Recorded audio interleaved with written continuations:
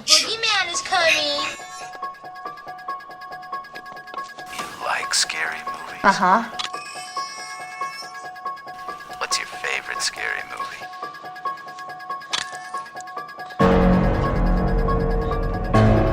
I don't know. You have to have a favorite. What comes to mind? Hi, I'm Chucky. Wanna play? I am the devil, and I am here to do the devil's work.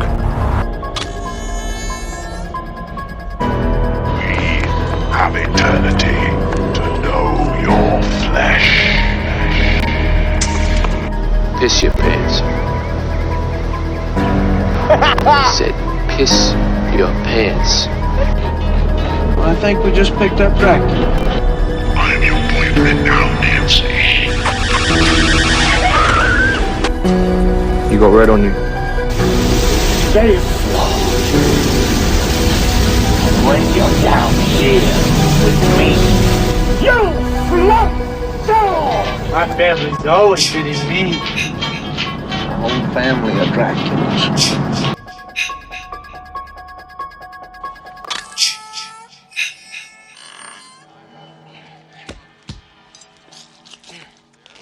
So, horror movies, we are back again, and this time there is a specific date that this episode's coming out on that I thought it would be appropriate to cover a specific movie franchise on. And I know one person who likes that movie franchise more than anybody else I know, and that's Matt Westhead. Matt's been on before with his wife, Angie, and we're going to talk about my favorite Friday the 13th, and he picked it, which is the final chapter. How's it going, Matt? Pretty good. Why did you pick final chapter? Why so much? I don't know. To me, it's the best one. I think it has to me, the best Jason is in this one. I agree. I agree completely. Plus, it's still at the camp, which is cool. Like kind of in the same ballpark there. It kind of still has that kind of original vibe to it. It didn't get fully camped out yet. Right, because after this, it kind of goes other places. Yeah, they start kind of running with it take a little more liberty on the characters and stuff like that. Where this one, they're still kind of sticking with, Jason still, I guess you can say, he's not dead yet.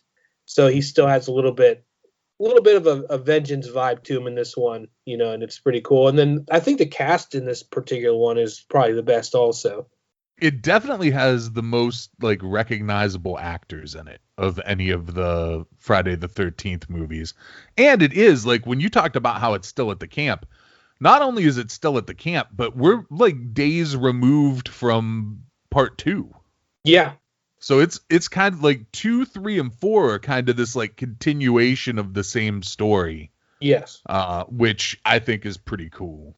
I think they lost out on that later on. If they would have picked up with 5 and kind of let 5, 6, and 7 feel that same way, I think it could have been really cool.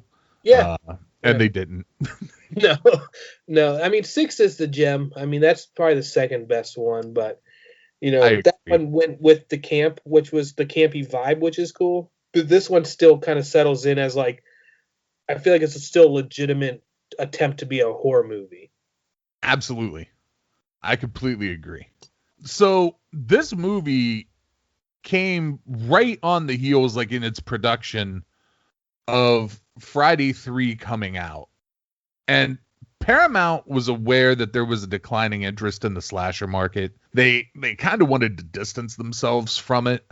Frank Mancuso Jr. specifically had began to resent the series. He felt nobody respected him for making the movies, even though they had been really fucking profitable. He had been working on it through 2 and then moved up into a bigger role with 3. Mancuso chose Joseph Zito to direct the film after seeing what he had done in The Prowler. Have you ever seen The Prowler, Matt? I think I watched that one particularly because of this movie and kind of looking a little more into where, the other people's stuff in the movie. I think I found it that way. I like The Prowler. The Prowler's not a bad movie. It's a cheap slasher movie, but it's good. Yeah. Joseph Zito didn't make a lot of movies, like especially not a lot of movies that people would like know. I think it's probably a tie between this movie and Missing in Action for what his most famous movie is. He also made Invasion USA, which was another very much like Missing in Action movie. Mm-hmm. That's pretty much it for Joe Zito. He doesn't have like a deep movie career. He makes like a few action movies, a few horror movies, and that's that for Joe. So Frank Mancuso wanted Joe Zito to also write this film.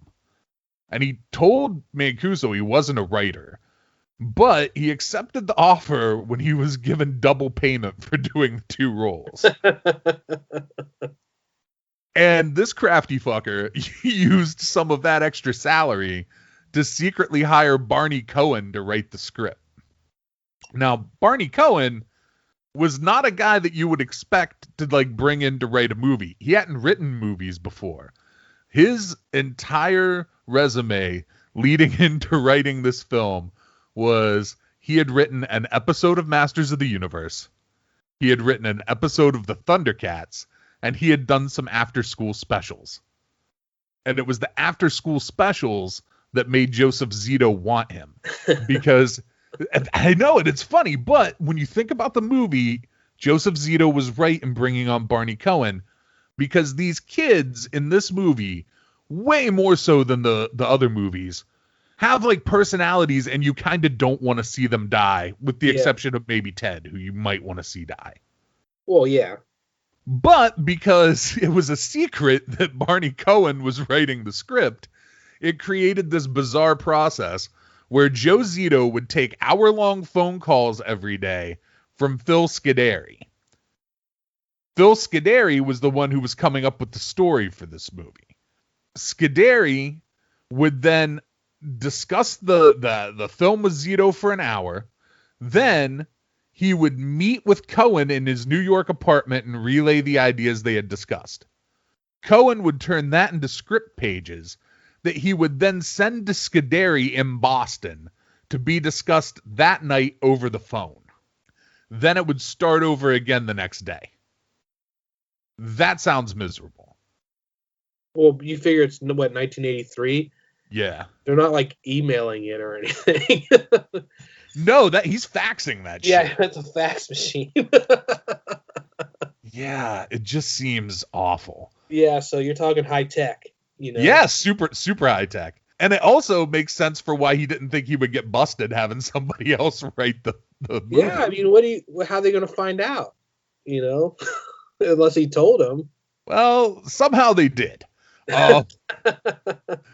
They eventually got in trouble with the Writers Guild, and Cohen was given credit for writing the film. I mean, from what I read, it seems like they were pretty lucky that it wasn't a bigger shit show with the Writers Guild than what it was. They kind of just caved and were like, give the guy the credit, and he had been paid more than what like the bottom rate was, so there wasn't really any ground to argue.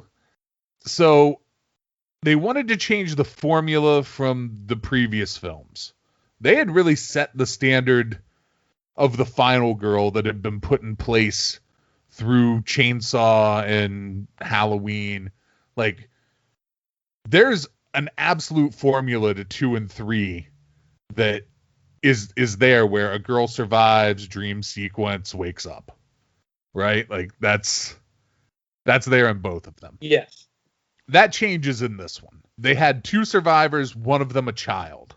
They also wanted to make, like I had just said, some characters that you felt a little more, like you cared a little more about them, because Joe Zito said that when he watched 2 and 3, that was something that he felt was lacking, was it was just like a series of people that you didn't care if they died or not. Mm.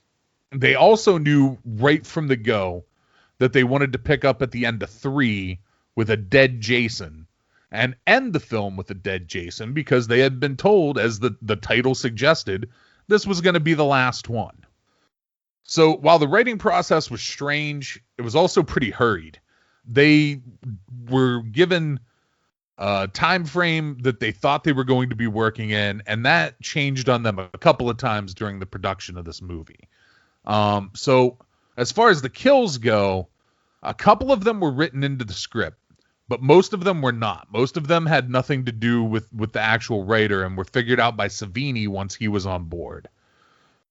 Barry Cohen had written one thing into the film that got taken out, and he, in everything I've watched, seems to think that it's a huge mistake that was taken out. I tend to disagree with Barry Cohen.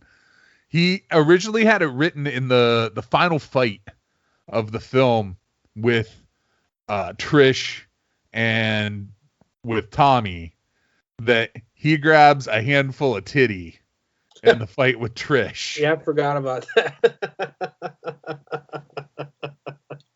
And the studio was like, no, Jason, don't grab titty. That's not...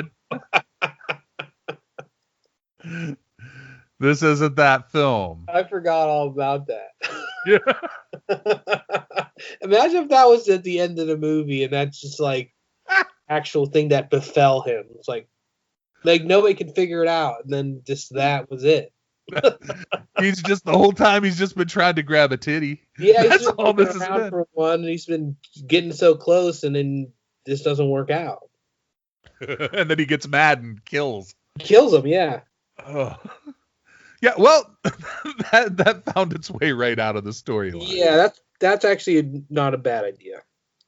Yeah, keeping that out was smart. So from there, they move into the casting of this movie. And the first person brought on board wasn't Savini, but it was the effects artist. The original effects artist for this film was Greg Canham. He did not get along with Joe Zito at all. Him and Joe Zito did not like each other. And he ended up leaving to do makeup for Ozzy's Bark at the Moon video. Now, he would later go on to do Dream Warriors, and he would win Oscars for Bram Stoker's Dracula, Mrs. Doubtfire, Benjamin Button, and Vice. So life worked out pretty good for Greg. He also was the one who designed the makeup for the Jason in this movie. It wasn't Savini. Mm-hmm. He had based it on Savini's design for Jason from the original film, but it was not. Savini didn't make that part of it. That was Greg.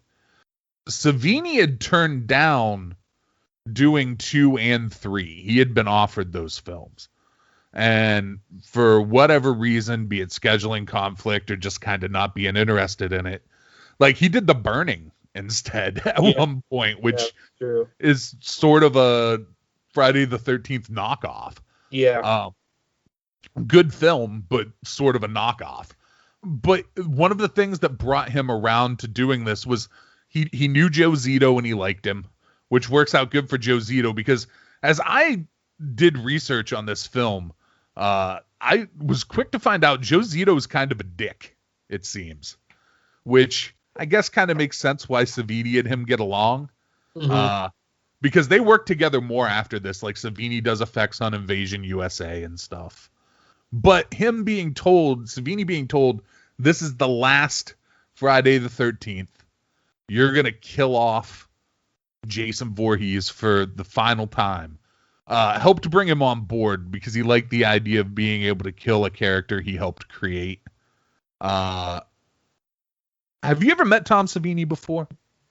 I don't think so directly. I mean, I'm not really like a huge, approaching people kind of thing. If you see him at a convention and stuff like that, try to give him their space. He seemed like he likes, the genre of movie a lot.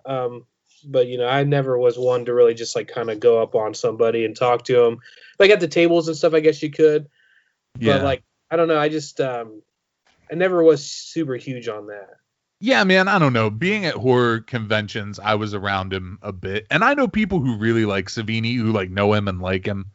I've had some personal interactions with him that weren't great. So my personal opinion of Savini notwithstanding, he's pretty fucking important in the history of horror films. Yes. for effects, he's in horror movie effects from the first wave of slashers. Like, so slasher shit really pops off in 74. You have Texas Chainsaw Massacre, you have Black Christmas, and you have Deranged. And Savini did effects on Deranged. So he's there in the first wave before he latches on with George Romero and does all the stuff he does with him, like Martin and Dawn of the Dead, and then eventually Day of the Dead. He also acted in stuff for Romero, like he made that movie Night Riders. I don't know if you've ever seen that weirdness. I believe so. The motorcycle fucking... Yeah, you know what, now yeah. Yeah, and then he made his own, like he directed that color remake of Dawn of the Dead eventually. He acted in Martin, too. But, I mean, the dude did the original Friday makeup. He did an effects. He did Maniac. He did that fucking amazing head explode in Maniac. Yeah. He did The Burning. He did The Prowler, Creep Show, Chainsaw 2. Just amazing shit. And then acting, like, he's in Creep Show. He was in From Dusk Till Dawn. He was in Planet Terror, Land of the Dead, Maniac. And he was like, he's been used in shit that I didn't even realize he was in. Like, he's in Zack and Miri, and I don't remember that. I don't either. He's in Planet Terror and Machete, and I don't remember him in those either, but he's there. Yeah. And Django Unchained. But Rodriguez and Tarantino love him. Yeah. You know, like, they're fucking huge Savini fans. Here's the thing. Tom Savini was on The Simpsons. To me, that's the be-all, end-all. Like, if you've been made a character on The Simpsons at some point, you've done something right. Yeah. And he has his school, which, you know, opinions vary on the school, but it's something that definitely filled a void that was there in getting people... creating a new crop of people to fill where a bunch of aging guys who had done makeup were getting to a point where they couldn't, because like Savini himself can't touch liquid latex anymore. Like, he hasn't done actual effects, like hands-on effects, in years. Yeah. He developed an allergy. So they get Savini on board. The next step is getting a Jason. And they knew they wanted an experienced stuntman because of everything Jason was going to have to do. And that brings in the best Jason, Ted fucking White. Yes. Ted White is a badass. Dude, some of his earliest shit, like Ted White's career goes back to Creature from the Black Lagoon. Dude did stunt work on Creature from the Black Lagoon. He doubled John Wayne. Yeah, John Wayne, yeah. He's in Rio Bravo. He's in the Alamo. He's in a bunch of like John Ford and Howard Hawks films. He was in The Misfits. He's the Planet of the Apes, Soylent Green, Escape from New York. And after Final Chapter, he did stunts in Major League, Roadhouse, Robin Hood Men in Tights. But Ted White was old, right? Like, yeah. He Ted was a White, grandfather at the time. yeah. He was born in 1926. He was in his mid-50s when he played Jason. But his last two films blow my mind more than anything else he did. As much as it's like, oh my God, Jason Voorhees was also the Creature from the Black Lagoon at one point, and some ape in Planet of the Apes. His last two films were Too Fast, Too Furious, and Tokyo Drift. When Ted White filmed Tokyo Drift, and I couldn't find exactly when in the year that movie was filmed and when he worked on it, Ted White would have been either 79 or 80 years old. Yes. That's fucking amazing. That badass old man was doing stunts at 80 years old. Like, Angie and I drove to New Jersey to meet him because, you know, he's my favorite Jason, easy. Oh, mine too.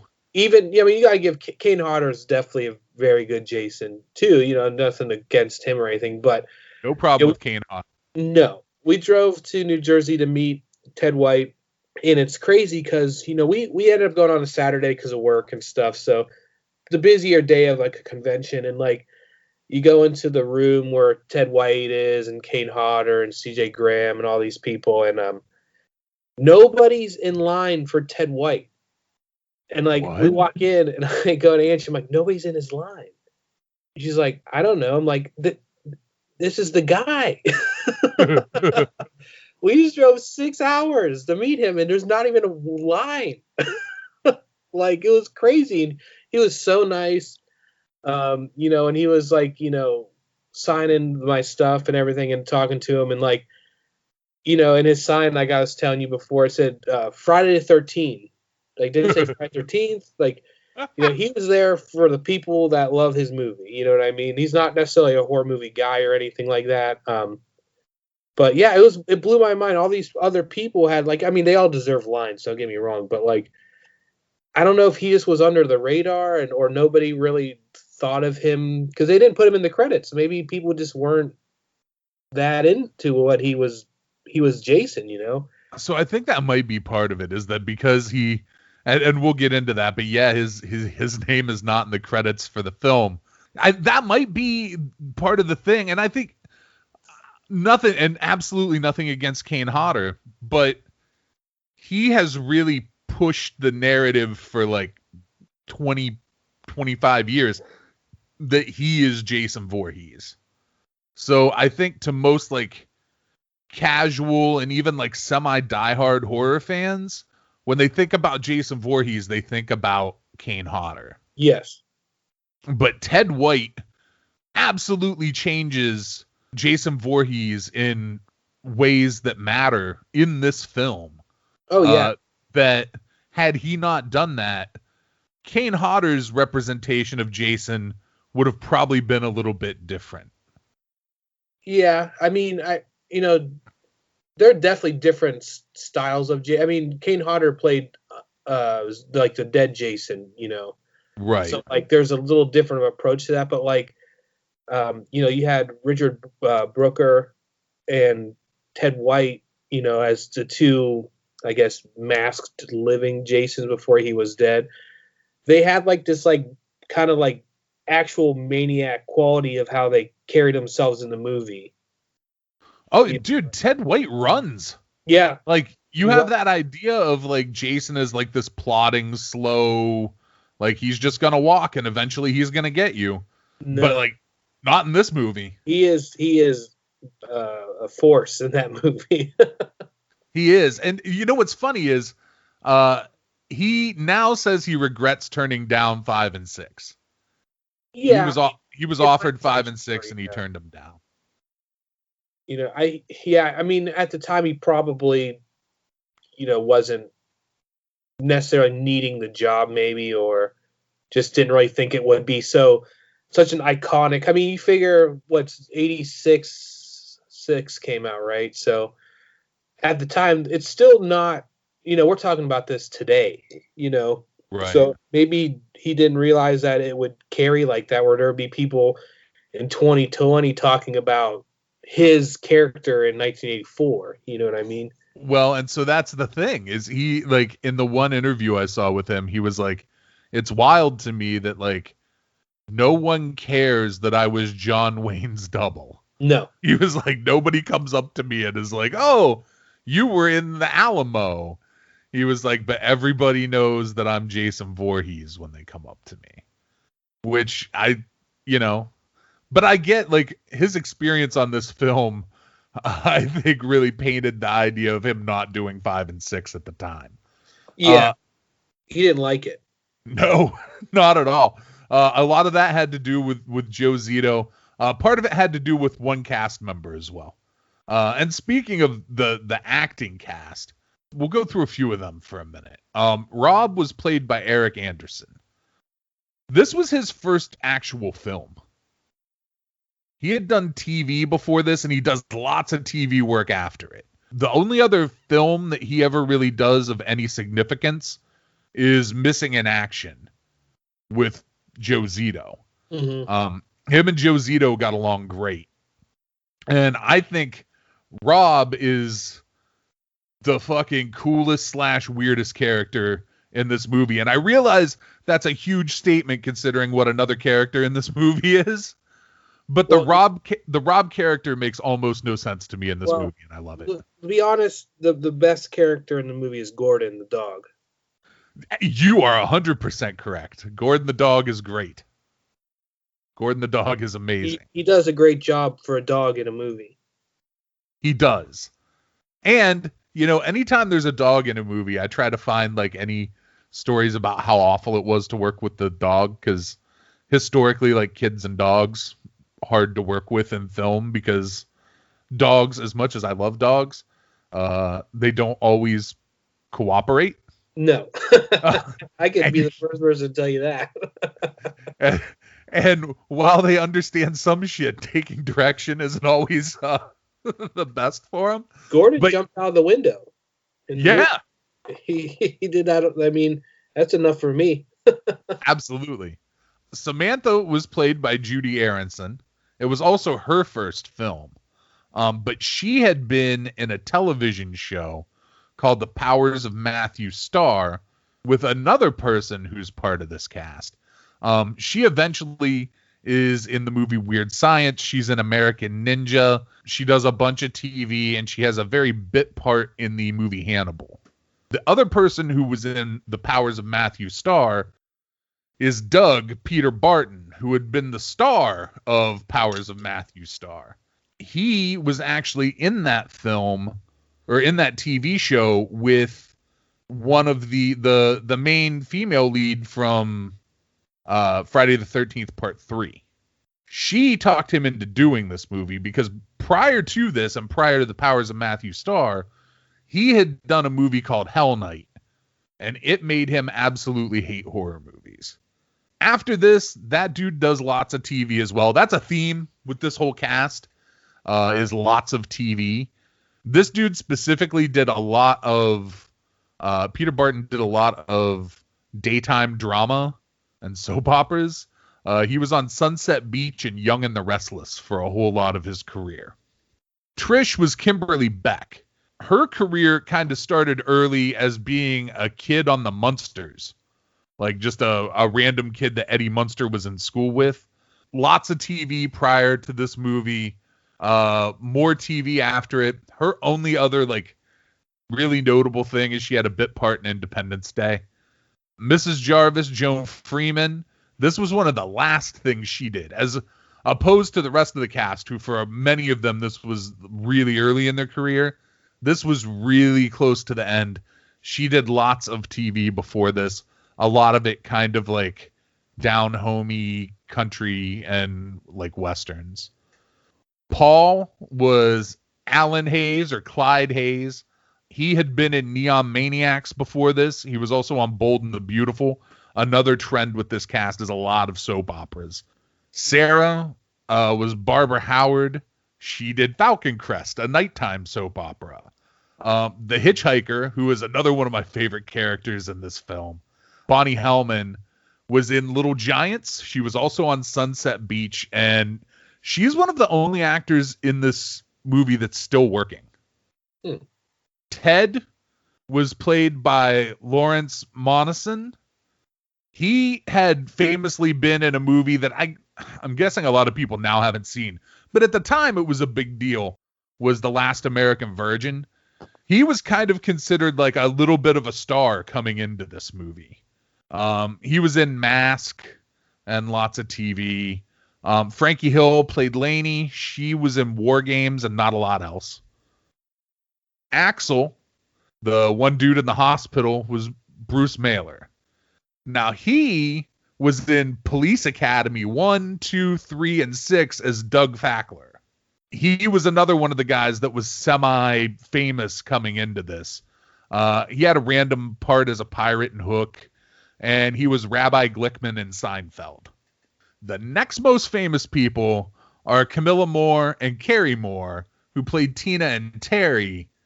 They were maybe more famous than anybody else in this movie at the time, because they were the Double Mint twins. From the Double Mint gum commercials. Yeah. Yeah. They also ended up being twins on Days of Our Lives at some point. But there are two people whose careers stand a little bit above all the rest of these guys. One of them is Jimmy Crispin Glover. How do you feel about Crispin Glover, man? In this movie, you know, you could definitely tell, you know, he was a little bit, I don't know. I feel like his character was better than all the other characters in the movie, especially with like how well it came across as being kind of like the oddball, kind of like wallflower type guy, you know. I thought he did a great job in this movie, and then even with the dancing and stuff, you know. Dude, we'll get into that in a minute. But you know, I think you know he did a, you know, you could tell. I mean, I don't think he necessarily did anything maybe till right after this, but you could tell. Like I mean, obviously I went into this knowing who he was, you know, because you know he was kind of famous around right after this, but right. You could tell like he was definitely like, you know, maybe, you know, a good pickup for the movie because they couldn't probably afford him in a year or two. You know? Oh, they never would have. No. Crispin Glover, famous eccentric weirdo, right after this does Back to the Future as George McFly. Yeah. And somehow that makes him so fucking famous that he prices himself out of being George McFly in the second Back to the Future. I think he also probably weirded himself out of that movie. Well, you know, this movie, I heard like he was just a weird guy in general. Yeah. Like kind of like separated from the cast and like just kind of a weird dude, which, you know, clearly, you know, if you look at him now, I mean, it makes total sense, you know, but yeah, I guess he carried himself on a different path than everybody else, you know.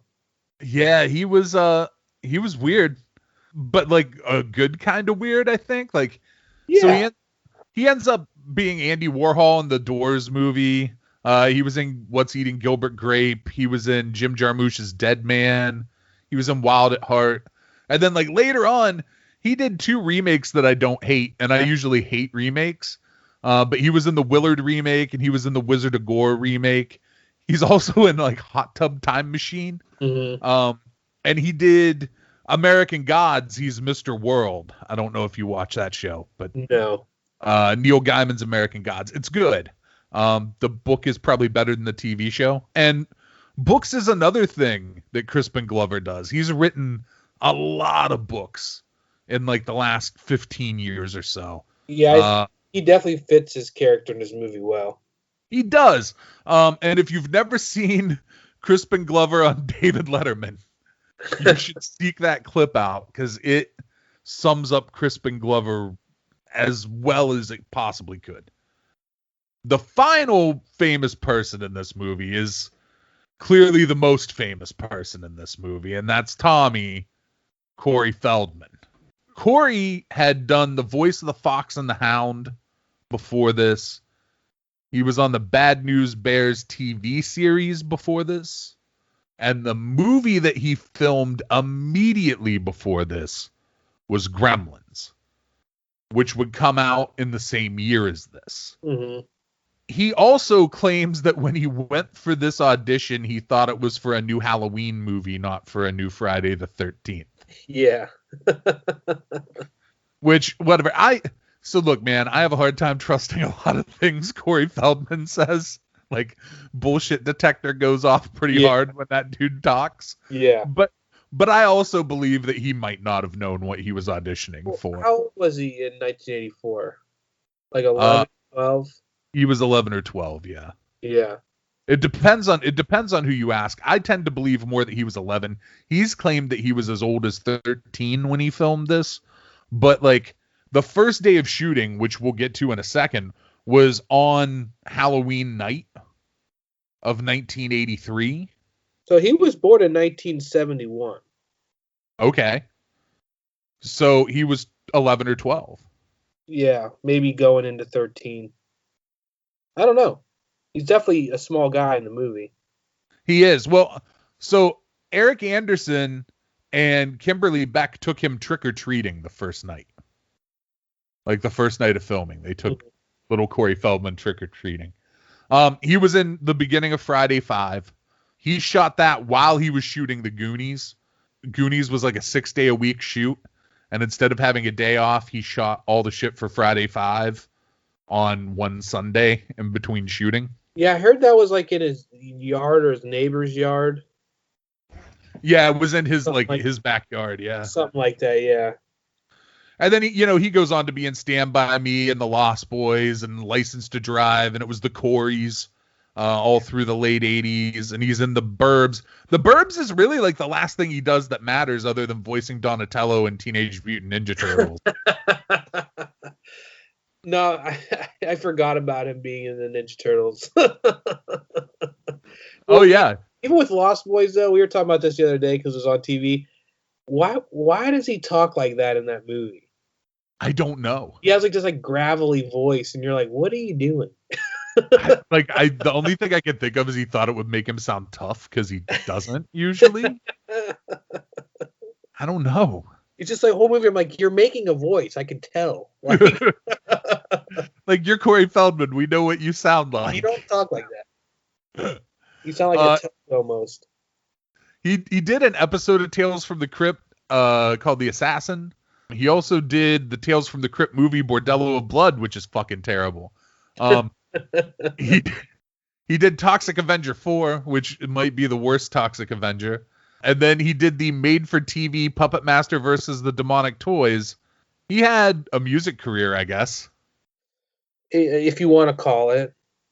He played the Nyabingi once. I didn't know that, no. It was not well attended. Yeah, it's I feel bad for him in a way. I feel like he definitely got ahead of himself as a young person. Because he grew up a lot faster than he probably should have. For sure, man. And also rich, at a young age like that. So I give him credit for hanging in there. A lot of people probably wouldn't have. Absolutely. So when I say that my bullshit detector goes off when Corey Feldman talks, I want to say that it's not that I don't believe the shit he says that happened to him as a kid, because I absolutely believe that he was taken advantage of by a lot of people in Hollywood when he was a kid. Yeah. Most child actors have some level of that happen, and I would imagine with the profile that he had, plus so the other Corey Haim, talked about the shit that happened to him, and if it's happening to one of them, it's probably happening to both of them.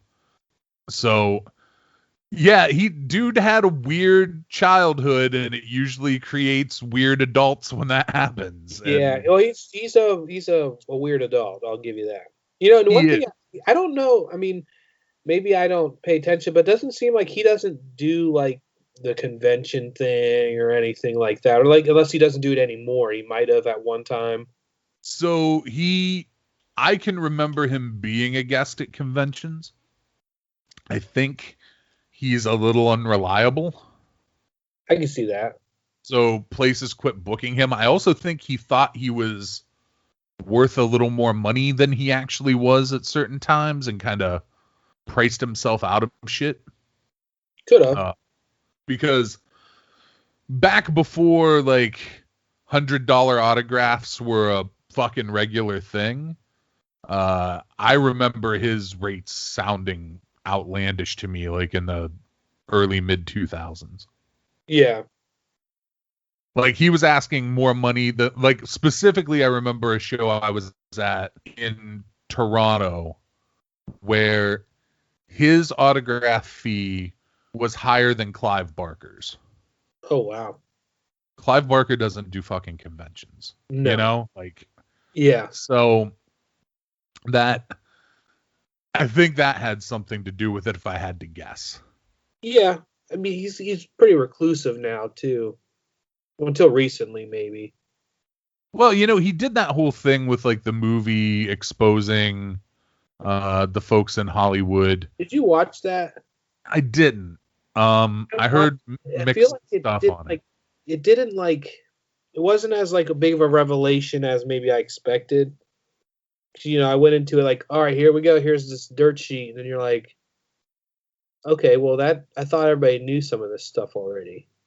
Yeah, I think because he spent a lot of time around Michael Jackson, I think a lot of people assumed it was going to kind of be a tell-all on Michael Jackson. Yeah. It was more of a tell-all on like some producers and shit. Yeah. I don't know that anybody needs to tell any more on Michael Jackson. I think everybody pretty much knows where that stands at this point. Like, yeah, the Corey Feldman movie, I feel like, was it last year, the year before it came out? I think it was like, I want to say it was like either the end of last year or the beginning of this year. Yeah, well, that could have been 20 years ago in my brain right now. Exactly. Yeah. But yeah, it was, I feel bad for him. I mean, like, you think about movies like The Goonies and stuff, like, definitely if you think about the 80s, like, he's probably one of the actors you think of, you know what I mean? So, I mean, even him being in this movie with Crispin Glover, you're like, two of those people were in a Jason movie. Right. Which is kind of crazy. But at the time, Jason was, maybe the studio didn't think so much, but still a blockbuster franchise, you know what I mean? Right. Well, and what's crazy about that, and when we get to the release, we'll talk about the actual numbers, but this was considered a low budget movie by Hollywood standards. Like, this wasn't like some high budget production. No, it wasn't like Gremlins or anything like that. Right. Yeah. This was kind of, for him coming off of Gremlins, this was almost like slumming it, really. Yeah, it was like an in-between for sure. Jesus Christmas! Holy Jesus goddamn! Holy Jesus jumping Christmas shit! You better get that sucker in the icebox! I must be nuts! I mean, I really... Good night, Axel. Hey, where are you going? I'll tell you where I'm going! I'm going crazy! So filming starts on Halloween of '83. Locations were in California, pretending to be rural New Jersey again, which had been the case for 3. The location for the end of 3 was revisited.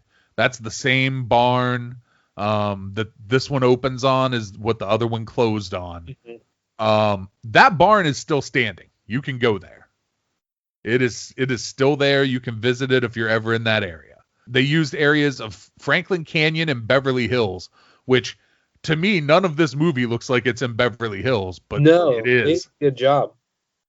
Zucca Lake north of Santa Barbara and Topanga Canyon. The Jarvis house was there and it still is. It's been used in other stuff. It was in Eraser. It was in My Girl 2. It was in Entourage. So that house is still there and people still live in it. And people lived in it when this movie was shot in it. And they, rented their house out to the film. Now, that house was real and it's still there. The house the kids were in was built by the movie studio for the movie, and they built it across the street from the Jarvis house. Yeah. Now, like, a lot of movies, like, if you go to look at the locations for Halloween, right? Those houses aren't, like, on the same street. No. It was a thing that Joseph Zito wanted, was he wanted these houses to be able to be seen from each other. He also wanted that house built, the kids' house, to be easy to shoot in because the Jarvis house was not going to be. But the Jarvis house looked like it should be near a campground, and that was really important to him. Mm-hmm. The problem is the budget. And so Joseph Zito and the producers on this film that were handling the money, so Frank Mancuso, Frank handled Friday 2, 3, 4, and then 5 and 7, plus the TV series. He did April Fool's Day. He did Cool World. He did Species. He's done a bunch of movies. Somebody was bad at budgeting because budgets get all kinds of shit shot all over this movie.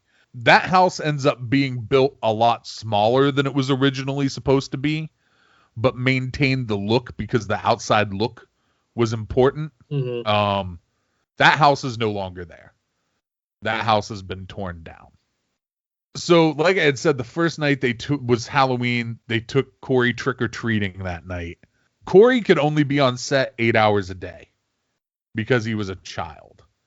So that created some shoot scheduling issues because there were scenes that he needed to be there during the day and other scenes he needed to be there at night. And Joe Zito talked about in a number of interviews I watched how that was kind of a nightmare to work around.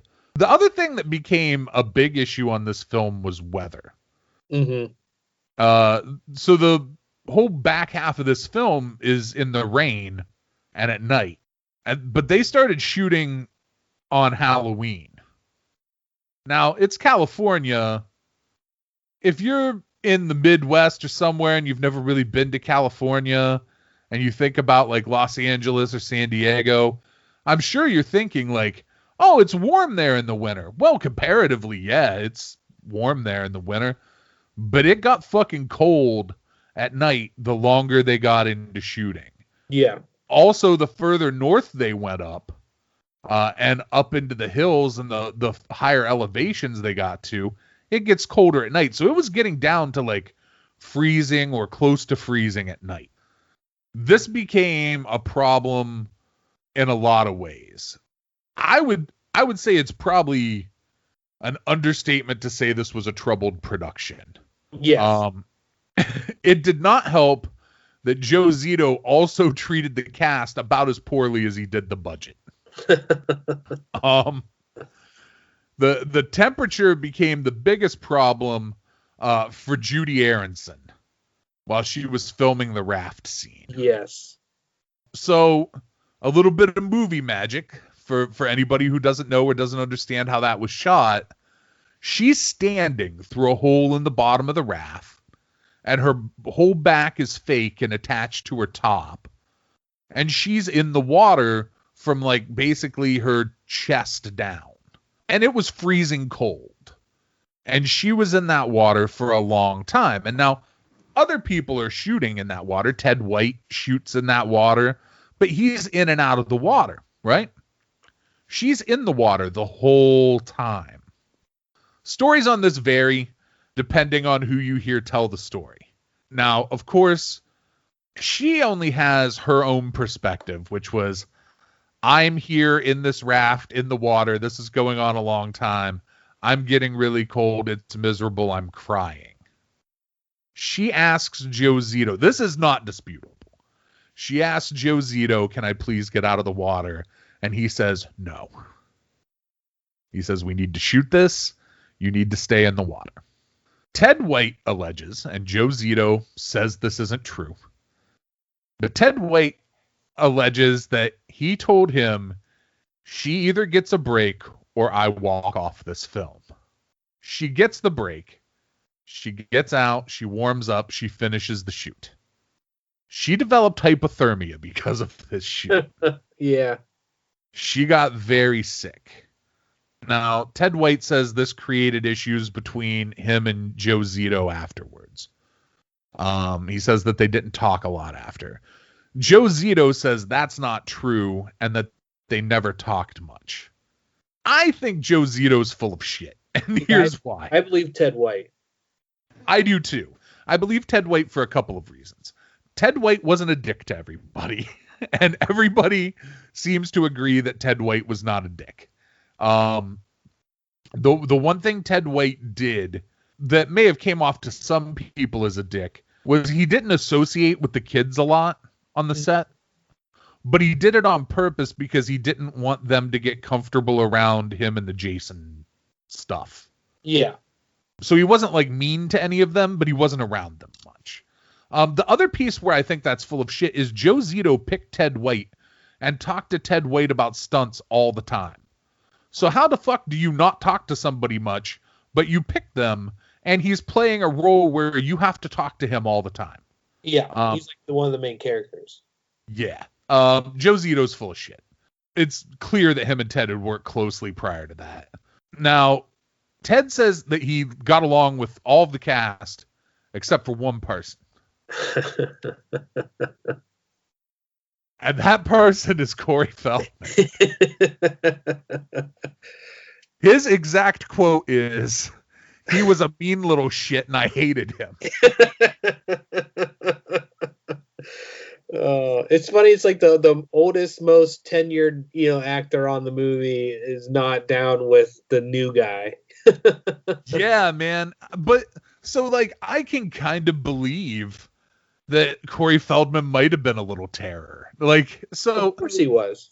Or at least that 50-some-year-old Ted White who's doing stunts thinks that he's a little fucking terror. Well, he's probably not in the best mood already because he's doing a movie that he wasn't really hip on to start with. Right. He's got to deal with all these, young kids running around. And Corey Feldman, who, you got to assume, he's 11, 12, 13 years old, got a couple dollars in his pocket. He's got a career going. Probably doesn't have a care in the world, so he doesn't care what Ted White thinks or anything like that. Right. Might have been a tough pill to swallow for him because Ted White being the guy that's been on all these movies, and he's got this kid basically like just kind of like taking over from it, Yeah, imagine Ted White has watched John Wayne and how he handles himself on a fucking movie set, and here's this kid. I get it. I get why Ted White didn't like him. However, Ted White gets his revenge on Corey Feldman a little bit. So there's the scene where Jason grabs Tommy through the window. Yes. So when they did that scene, Ted waited extra seconds after his cue to grab him. Like, so that Corey thought it was a blown take and let his guard down a little bit. And then Ted jumped through the window and grabbed him. Yeah, he terrorized him on purpose. Yeah. And Corey Feldman, as an adult man, as a man who's at this point, Corey Feldman is pushing 50, if he's not 50, said that that's the most terrified he's ever been in his whole life. That it scarred. In the take. Yeah. He said it scarred him. It's the most scared he's ever been. Like, apparently right after that take happened, like, they had to take Corey off set and, like, calm him down and shit. And Ted White talked about how happy that made him. So, I mean, I get it. So, the deaths in this movie rule. There are a bunch of fucking cool deaths in this movie. And Savini came up with most of them. Savini also gets to add his name to the list of people who have played Jason Voorhees. Savini is Jason in the scene where the hitchhiker dies. Yeah. I think that's pretty fucking cool. That they're like, Ted White wasn't even on set. Ted White wasn't around. Savini puts on the shit, and he's the one doing the special effect anyway, which is like the way that was shot was there was an overlay over her throat, and then there's like a bendable blade that came around the side of her neck and came through. I think that's one of the most memorable deaths in like horror movies in general, is her eating that banana and getting the knife through her throat. Yeah. The Crispin Glover dance that you mentioned earlier. Yes. That was never rehearsed. No. And that was done on purpose. Joe Zito said he had heard about Crispin's dancing at clubs around LA. And that he wanted genuine reactions from everybody in the room when it happened. Do you know what song he's dancing to in that shot? I thought I heard that the original song was changed. So it was. So the song in the movie is Lion, the band Lion, who also had a track on the Transformers the movie soundtrack.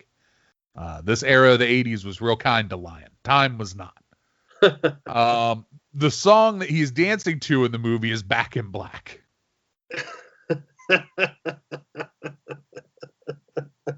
It makes it even funnier when you think of that. Yeah, that dance is that's what he was like, Back in Black's on. Like, most people would just lift some weights to Back in Black. Or not dance at all. At all, no. Crispin Glover does that dance. I love it. He just goes for it. The fucking weirdo. I love it. There are a bunch of things like that in this movie that weren't supposed to happen, but did. Like, the bed was not supposed to break, and they just went with it. Yeah. So, the kills weren't written into the script, for the most part. Barney Cohen didn't write that. But you would think he wrote the dialogue. Well, he didn't write a lot of that either. All the dialogue between Ted and Jimmy was improvised by Lawrence Monason and Crispin Glover. Like, all the let me check my computer stuff and all the dead fuck line, which they clearly think is hilarious. Yeah. That was all improv. It says you're a dead fuck. What? A dead fuck? A lousy lay. You know? A dead... Oh, I see. Oh, don't hold it back from me, Doc. I can take it. Give it to me straight. I did not say it. The computer did. Yeah, well, there is no computer. Aha! And there's no Betty, either. And I'm a dead fuck. Like I said, the computer don't lie. Hey, how you doing with yours? Nowhere, huh? Check. You gotta warm her up. Watch me. Do what I do. And Jimbo, don't be such a dead fuck. I told you that I didn't like that. Besides, you've got the hot one of the two of them. Check. He thinks that's funny. He thinks that's a funny thing he's doing. Was I a dead fuck? What? A dead fuck. You know what I think? I think you were incredible.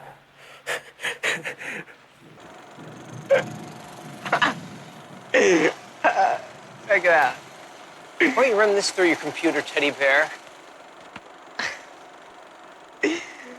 Hey, congratulations, Jimbo. Where's that bottle of wine? Why don't we celebrate? I think maybe I drank it. It was great.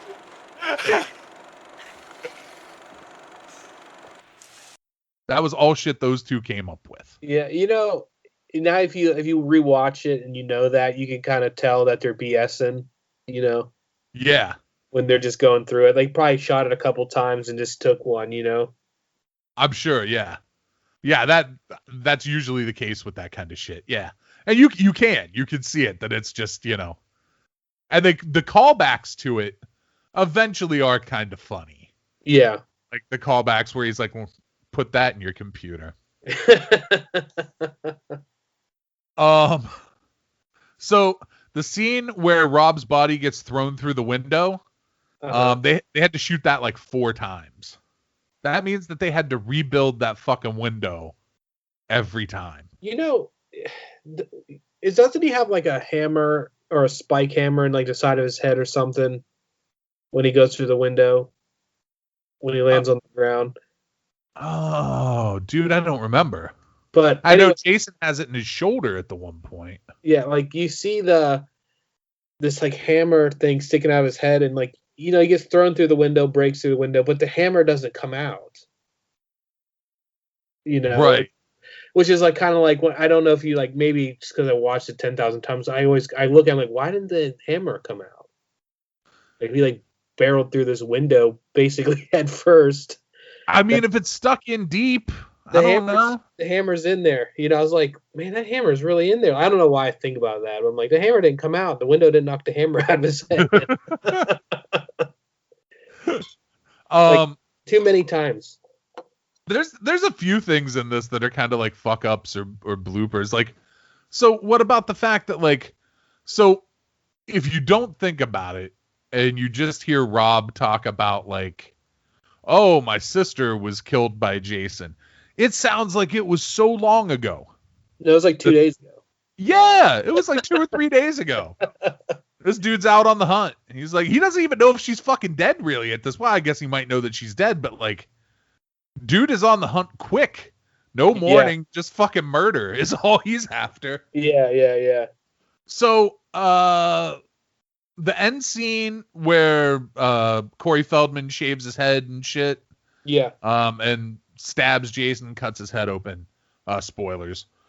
Corey Feldman was sick the whole time that was happening. And so he had to wear a bald cap. Spoilers. He didn't actually shave his head because he had the fucking Goonies to shoot. So that made his fever worse. So at the end of that movie, if you think he looks miserable, he was. That's Yeah. not acting. He was just a miserable child that was very sick and had a fever.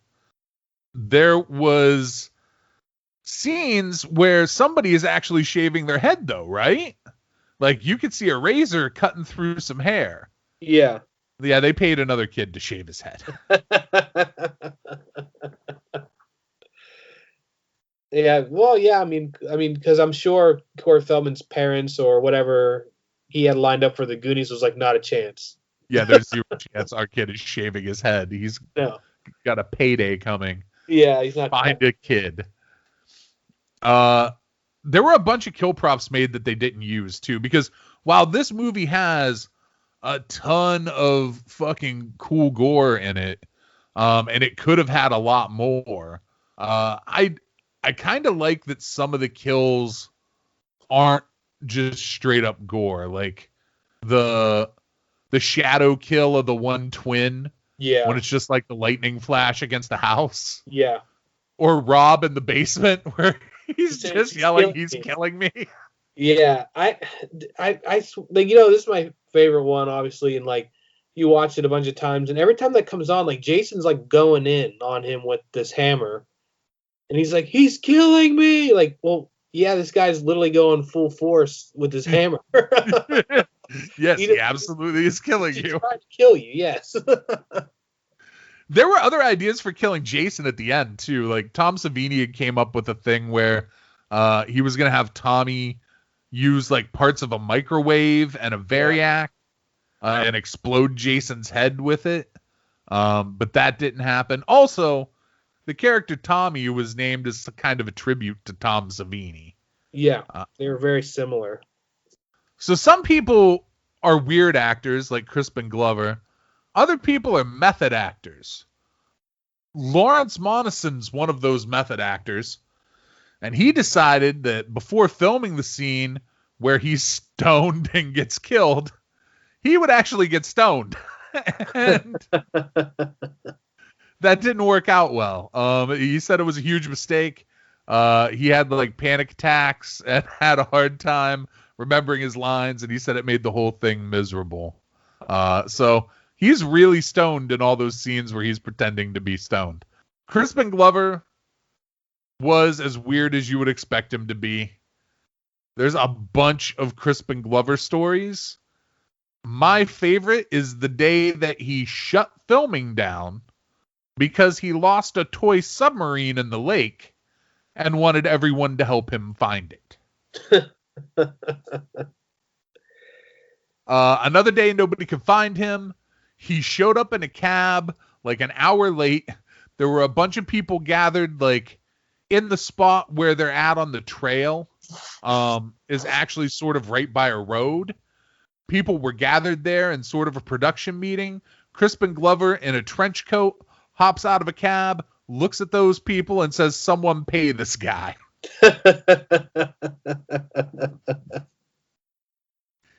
He skipped rehearsal one day because he said he was in a rain mood.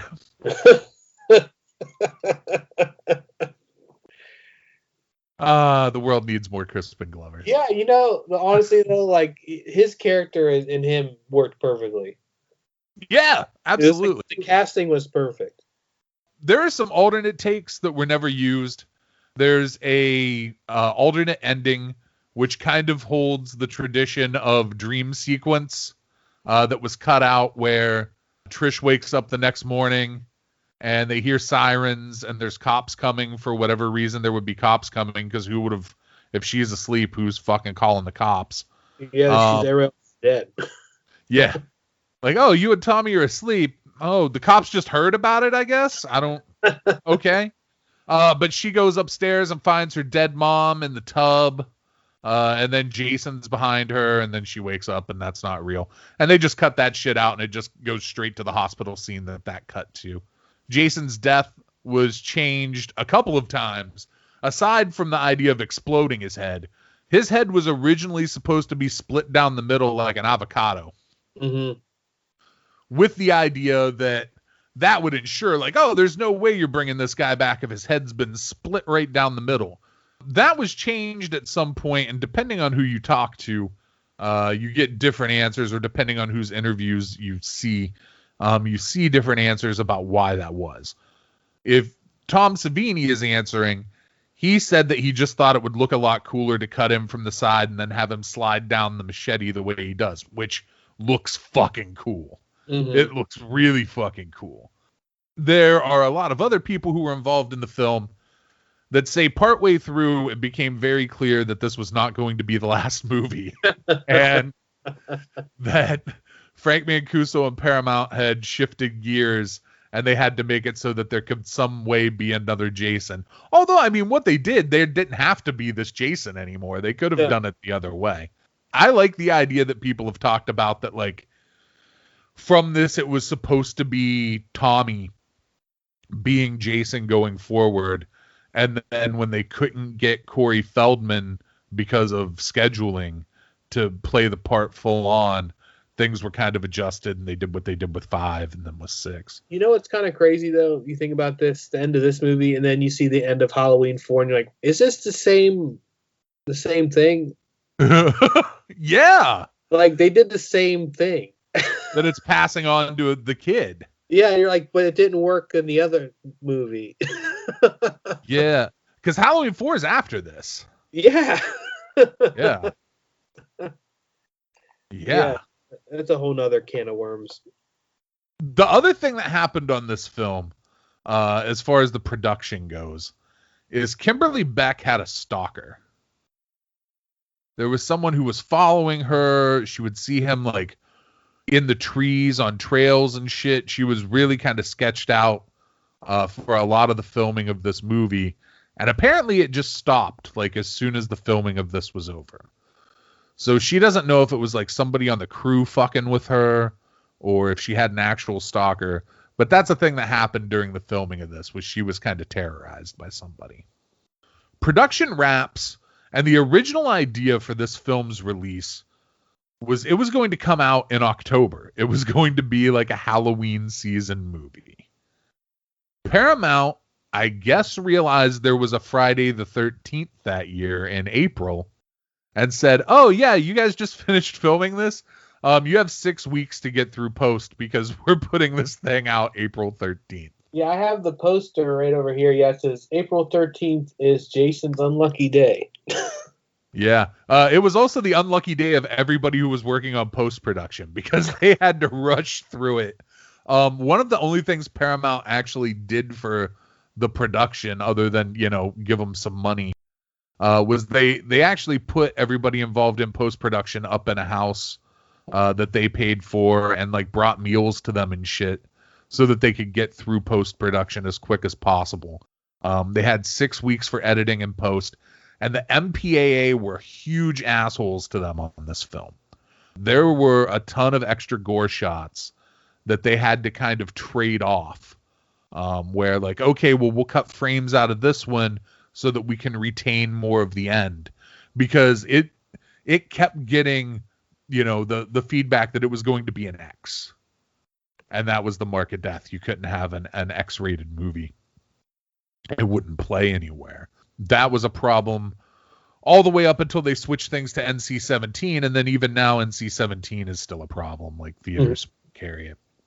But they cut a lot of stuff down to be able to get the final kill to be as graphic as it is, because everybody in the production felt that was more, that final kill being impactful was more important than any of the other kills in the movie. The other piece to this is the score and the music. Henry Manfredini was brought back to score the film. That dude scored every Friday the 13th through 7. For some reason, including, he made the disco Friday the 13th song from 3. Which is good. It is. For some reason, he doesn't do the score for 8. But he does Jason Goes to Hell. He does Jason X. He did the Swamp Thing movie. He did the music for House and House 2. Henry Manfredini rules. Yeah. He created the that's amazing. That's like one of the biggest staples in the history of like horror movie sounds and setting atmosphere. Yeah. Every kid who ever got like a multi-effect box for their guitar at some point, either into their pickups or into a microphone plugged into it, found an echo and went shh. I think that's a big deal. Yeah, I mean, his score, I mean, to me, it's they're like a requirement for them. Like, if they ever made another one, like, he would have to be involved with it. Well, yeah, like, and I mean, he's almost as important as Jason.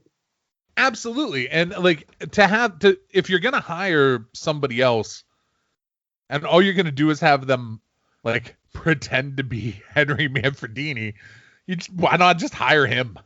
Yeah, I mean, like it's like you watch the original movies, like every bit as important as the Paramount logo, as Jason, like everything. Yeah.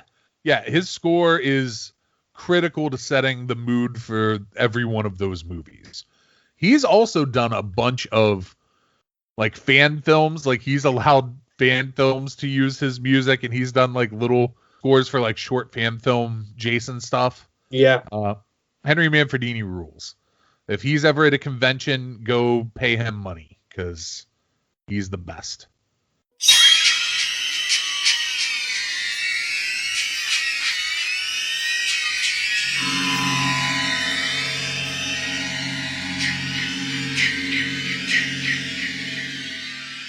So the film's released on April 13th, 1984. Opening weekend, it opens on 1,594 screens. It makes $11,183,148 that weekend and debuts at number 1. At the time, which will change later in the year, it was the biggest debut for Paramount. Now, each week, for about a month, until the weekend of May the 4th, it dropped off a little bit. Mm-hmm. It didn't retain that spot. At the end, the last week, it was $1,646,335. Its total domestic gross ended up being $32,980,880. Adjusted for inflation today, that would be about $82.5 million. The budget for this film was between $1.8 and $2.2 million, depending on whose numbers you trust. Mm-hmm. That's a huge success. Oh, yeah. Like, that's like blockbuster numbers. Yeah, you think for the investment. It's crazy, you know. People like kind of like scoff at these movies, but like clearly people were watching them. You know, Absolutely. they have their timestamp of when they existed. Oh, people were watching them, and critics had some opinions about it. Dude, right here, I'm gonna dump in the audio of Siskel and Ebert at the movies of Roger Ebert's meltdown over Friday the 13th, the final chapter. He did not like it. Our next movie is Friday the 13th, the final chapter, an immoral and reprehensible piece of trash that sold more tickets on its opening weekend than any other movie so far in 1984, and that is a very, very depressing commentary. It really makes me sad to think of all those moviegoers spending $4.50, $5, most of them teenage kids, sitting there watching this sad, cynical, depressing movie. Now, needless to say, Paramount Studios, the distributor of this film, didn't authorize any clips of the film for use on television. They like to make the money, but maybe they're a little bit ashamed of the movie. They'd like to hide it from critics like ourselves. But here are some scenes from the Coming Attractions trailer showing that the fourth Friday the 13th movie is just a cynical retread of the first three. 3 times before, you have felt the terror, known the madness, lived the horror.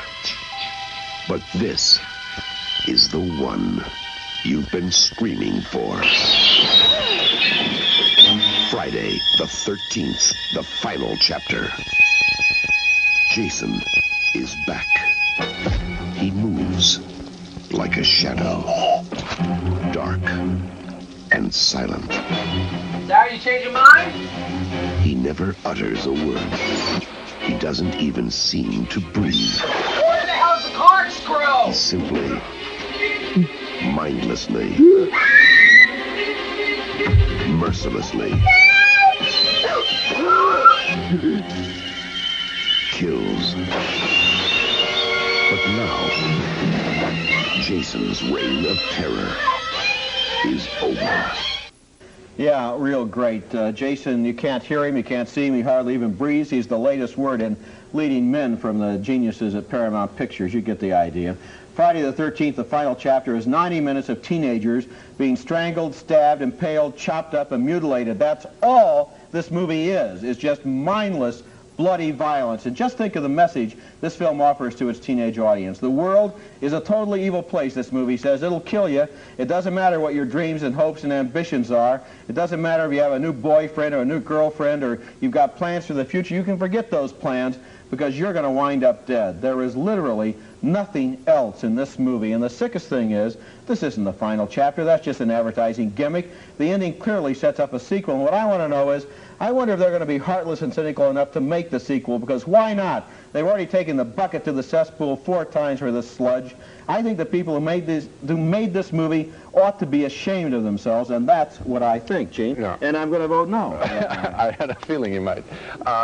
I got as upset as you did. I don't know whether the teenagers, the message will be of this film that the world is hopeless out there, because I think that anybody who sees this picture will see it either the way you did and I did, which is that it's just a mayhem film. You might as well watch car accidents edited together, or they will think it's just a lark and just a fun. I don't think anyone's going to take this as a worldview picture. I really don't. But wait a minute. See, the thing is, they made the first one. Okay. I thought it was horrible. The first one was horrible. Then they made the second one. Yeah. Then they made the third one in And then 3D. Then they made this one. By now, all it is the teenagers go to Crystal Lake and they're killed. Roger, we don't have a dispute about the film. The only point that I'm making, because have you seen all 4 of them? What are they trying to tell you? No. Well, they're trying to give kids as a roller coaster ride, and instead of the thing of falling off the roller coaster, it's will you get stabbed in some way? Will you get disemboweled and eviscerated? It's a terrible film. I'm just holding you back a little bit from what sounds a little bit soapboxy in terms of kids are going to take this as this is the way the world is. I don't think they'll do that.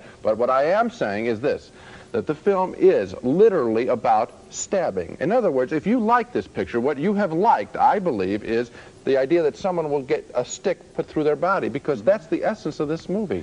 And the surprise is, it's not surprising. I did probably sound a little soapboxy, but I'll tell you, I'm not saying the kids are going to believe that. I'm saying this is what the message is in the movie. Now, I sat in a theater, and I saw this with some kids, and you watch them coming in. It's an R-rated picture. That means most of the people will be under 17. They're 13, they're 12, they're 14. Okay, it's garbage. They're coming in, they're sitting there for 2 hours. This is supposed to be fun. They're told it's fun. They see it advertised on television. It did a lot of business. Their older brothers and sisters went to see it. And what do they see for 2 hours?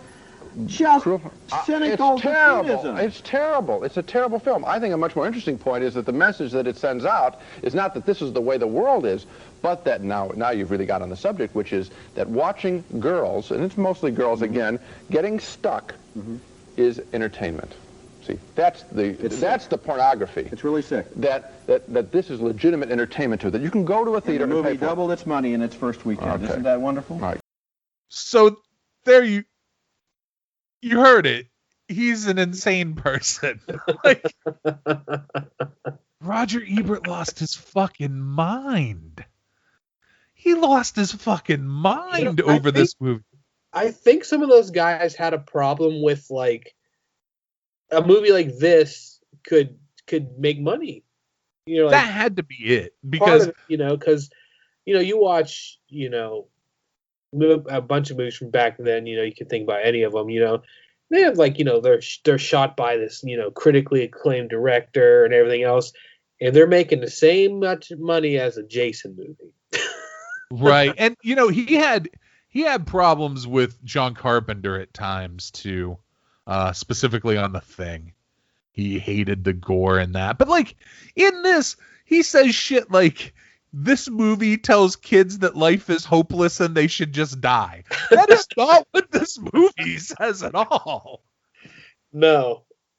I think he just didn't want people to watch it. Thing is, if he had a problem with John Carpenter, let's think about who still is a relevant movie figure. John Carpenter. John Carpenter, yeah. Like, who won that one? Well, I mean, Roger Ebert had a rough life. Is Roger Ebert still with us? I don't know. I know he lost like his jaw and shit at one point. Yeah. I know Gene Siskel is gone. Yeah, but nobody's going, man, Roger Ebert gave that great review for that movie.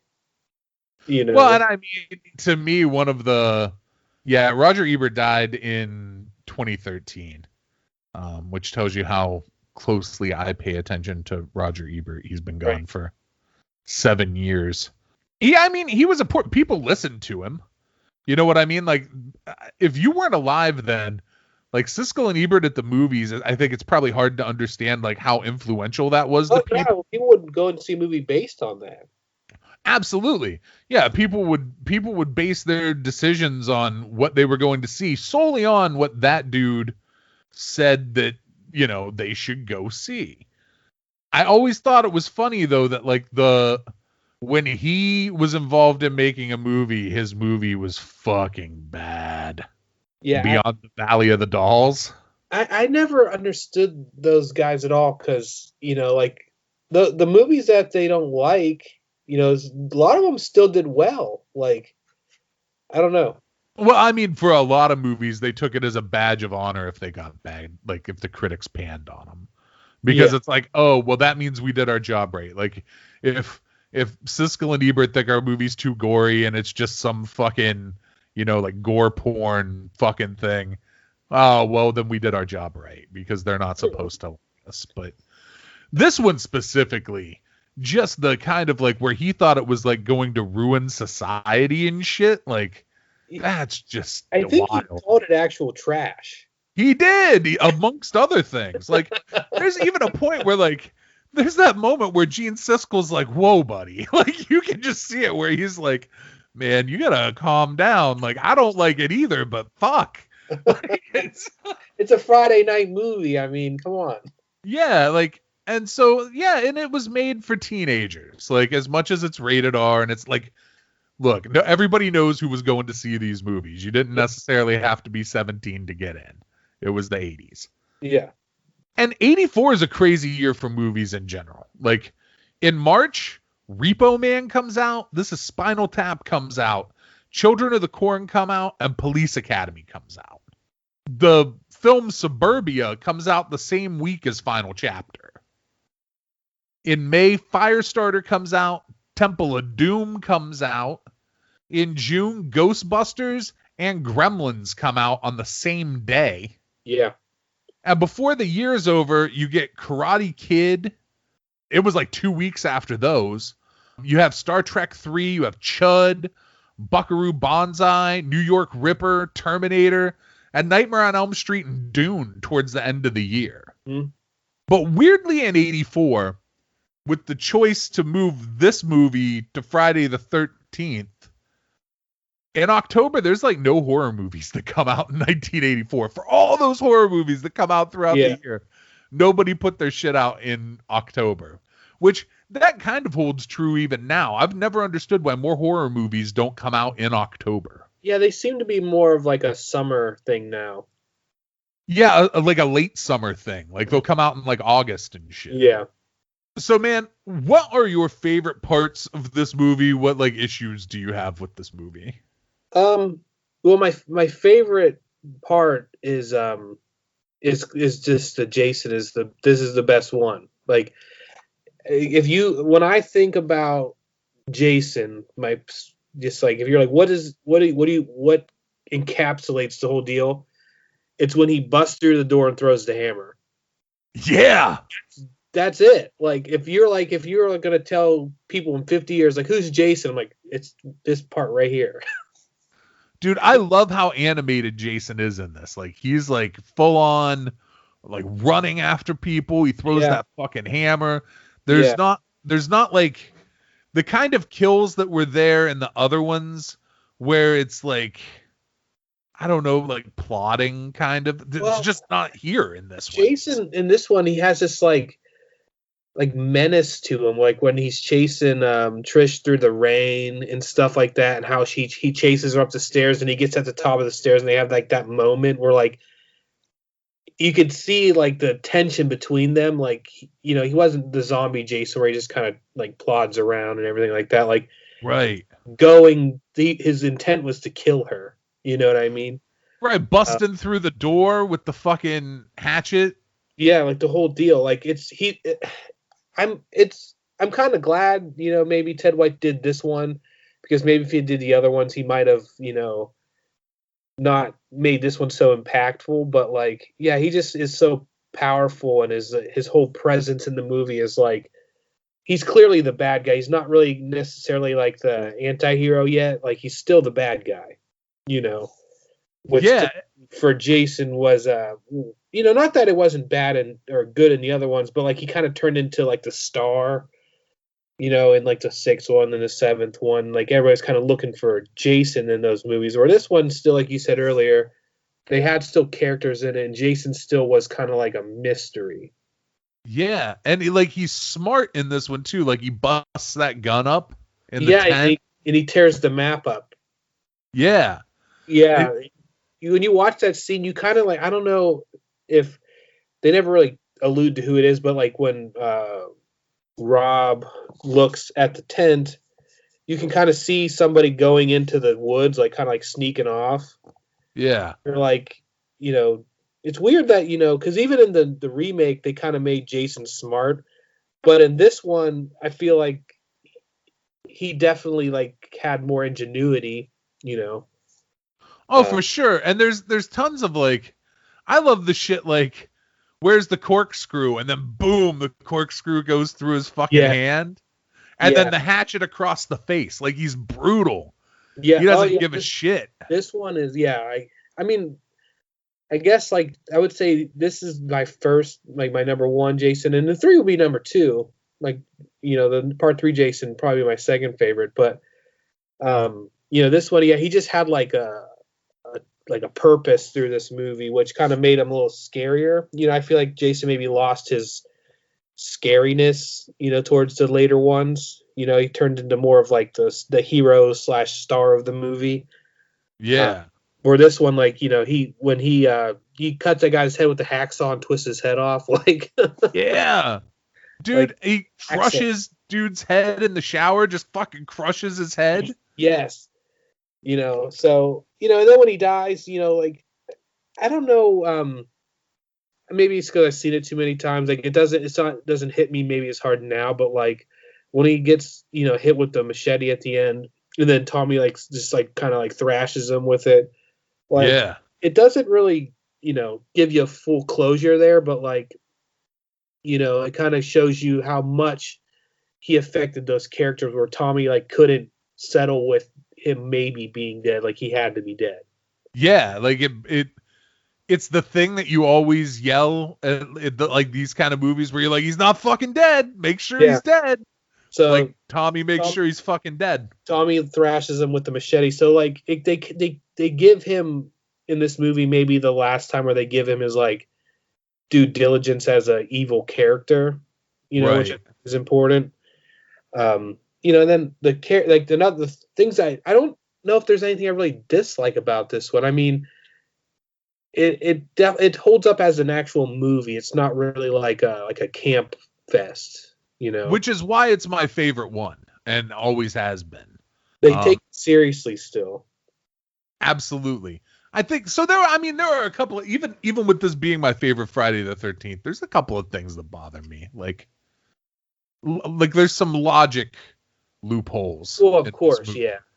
Like, so Jason, like the whole concept of Jason being alive is kind of a loophole in itself, like going all the way back to 2 of like, okay, so he just like survived in the woods, like he was basically raised by wolves or whatever, you know what I mean? Like, yeah.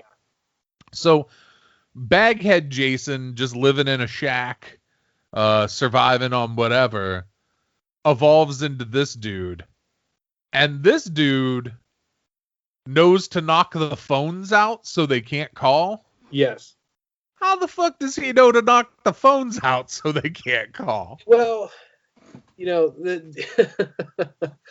with any of these movies, like that, like we were talking, Jason's definitely I would say the smartest in this one.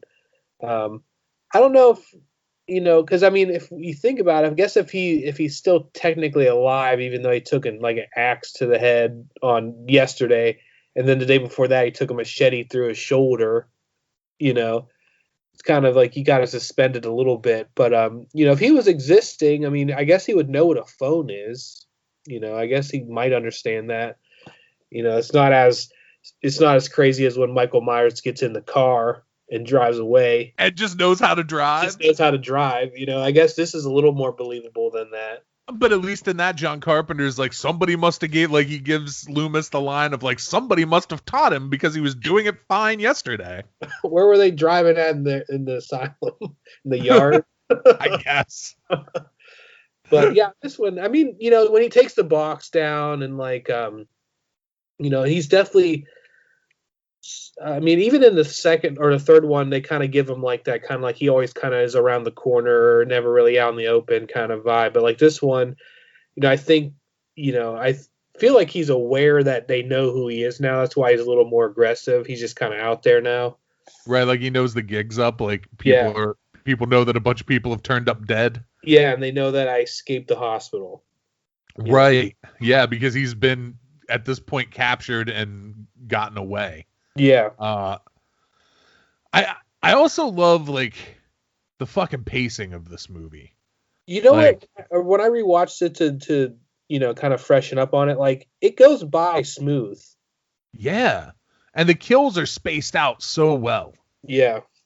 Like it starts like the 2 kills in the hospital, and then the hitchhiker, and then it gives you that little bit of lull.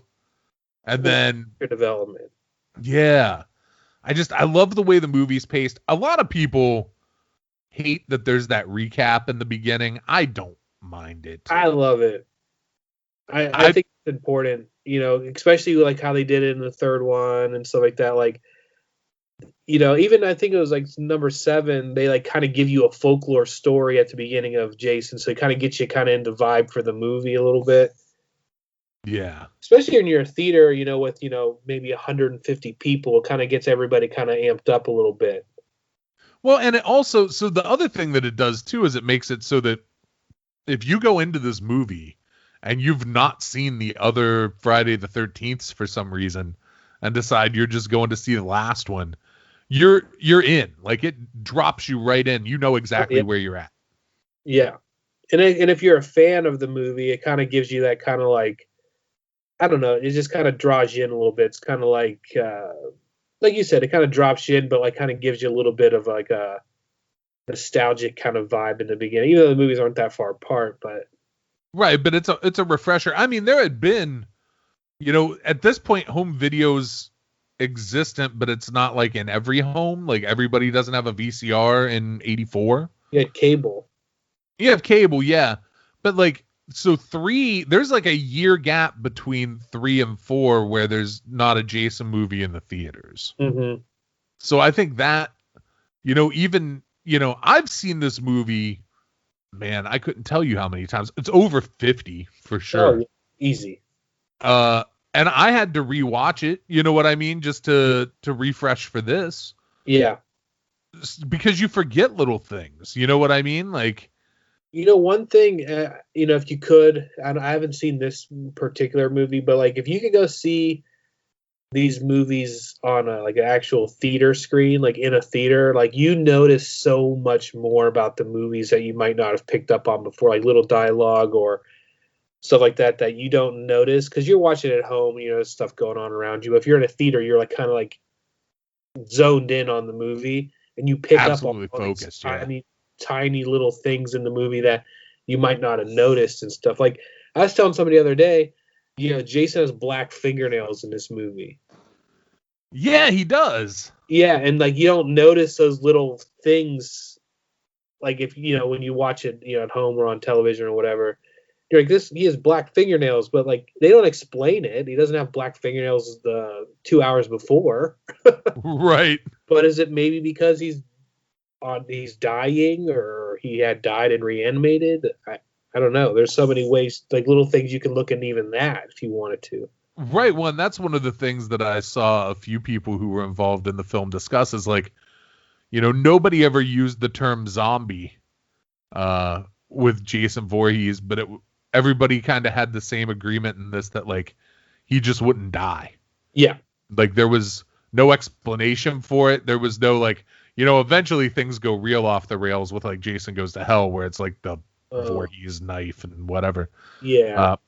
Shit that makes no sense. But like this was just like a no explanation needed. Like, nah, this fucker just won't die. Yeah, he just didn't go down. I mean, I guess in theory he could have survived the axe. Like maybe, but when he comes back and like the mask in this one, I think is perfect. Yeah, I think that you could still see his eyes is important. Absolutely. Little things about the way he has like a little bit of hair, but which he should still have a little bit of hair since a few days ago he was fully headed of hair. Yeah, hillbilly Jason with all that hair. He also had a beard in that one. He did. Something that I forgot about and I don't know how I did was the fucking hitchhiker's sign rules. Yes. She just turns it around like when they like were making fun of her. Yeah. I remembered the fuck you part or whatever. You know what I mean? Like that part. But the other side was like something about getting to Canada. Huh. I never really looked that close at the front side of the sign. Yeah, it's weird, man. Because isn't she just like sitting outside like the Pamela Voorhees tombstone, like just hanging out? Right, which is another thing. This movie decides that it's going to name Mrs. Voorhees. She didn't have a name before this one. No, they just called her Mrs. Voorhees, yeah. Yeah, so she's Pamela Voorhees. They also killed her in the wrong year. And they also just buried her on the side of the road. Yeah, because that's what you do. You just like, bury them, but you get a stone made. Yeah, you get a stone made, and you just walk her out to the curb, and you're like, well, I can't throw her away. We'll just put her out here, I guess. And there's you think that that would have been supposedly 5 years before that, What year did it say on the tombstone? Well, it says 79, but it should have said 80. Yeah. Why wasn't the first one shot in 79? Yeah, but it's set in 80. Set in 80, yeah. Present day, yeah. That when it came out, yeah. Yeah, I mean, it always blew my mind with all these movies that, like, the people who make them and they know they're going to do well, the attention to detail is just, like, non-existent.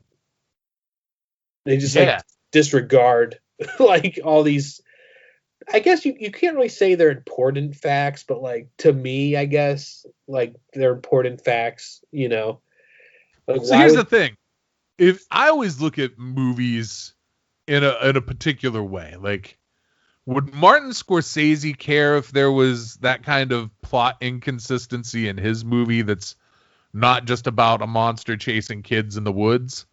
Yeah, he would. Yeah. So your movie about monsters chasing kids in the woods should care about things that don't make sense too.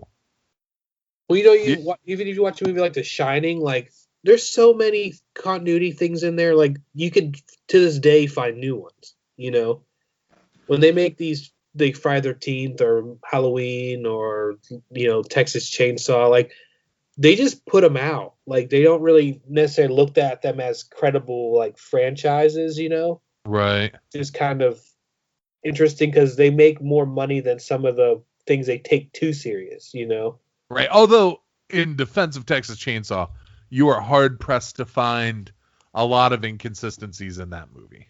No, but like, the way, I mean, I guess that story, could afford, different masks, different outfits, that could afford, but like, with Jason, like, why do they, they could cast the same guy. I guess Ted White said no, but I mean, like, they just do so many weird things, like the no continuity with like the directors or the writers, and sometimes the writers don't even watch the previous movies, and like, it's crazy. Yeah, I think that comes down to Frank Mancuso with this series. Yeah. It's sort of his fault. I mean, he's the producer. He's the one who could easily be like, no, motherfucker, you need to watch this and this and this. Yeah. And the film needs to be like this. And he doesn't. If you watch like Freddy versus Jason, like what's the guy's Ronnie Yu or whatever, he want to make Jason like Frankenstein. I'm like, no. Like, what do you have to do with Frankenstein? Like, why's he got to shamble around? Yeah, I like that movie, but I look at it as like not part of Friday the 13th. No. But I also sort of look at Jason Goes to Hell and Jason X and the remake as not part of Friday the 13th. Jason X, if you watch that movie now, the quality of the movie, he's 2001 or whatever, 2000, I can't remember exactly when it came out. Like, there was like made for TV movies that had better like actual filming than that movie.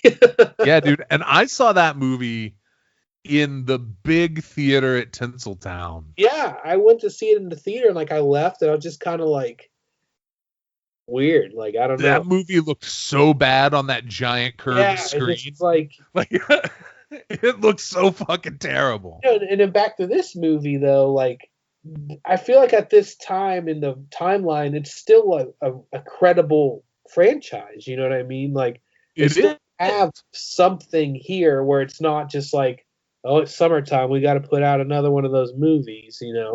Right. I feel like Jason was still like an actual like evil character, kind of like Freddy Krueger was in the first two movies. He was bad, and then they kind of like turned him into like the star.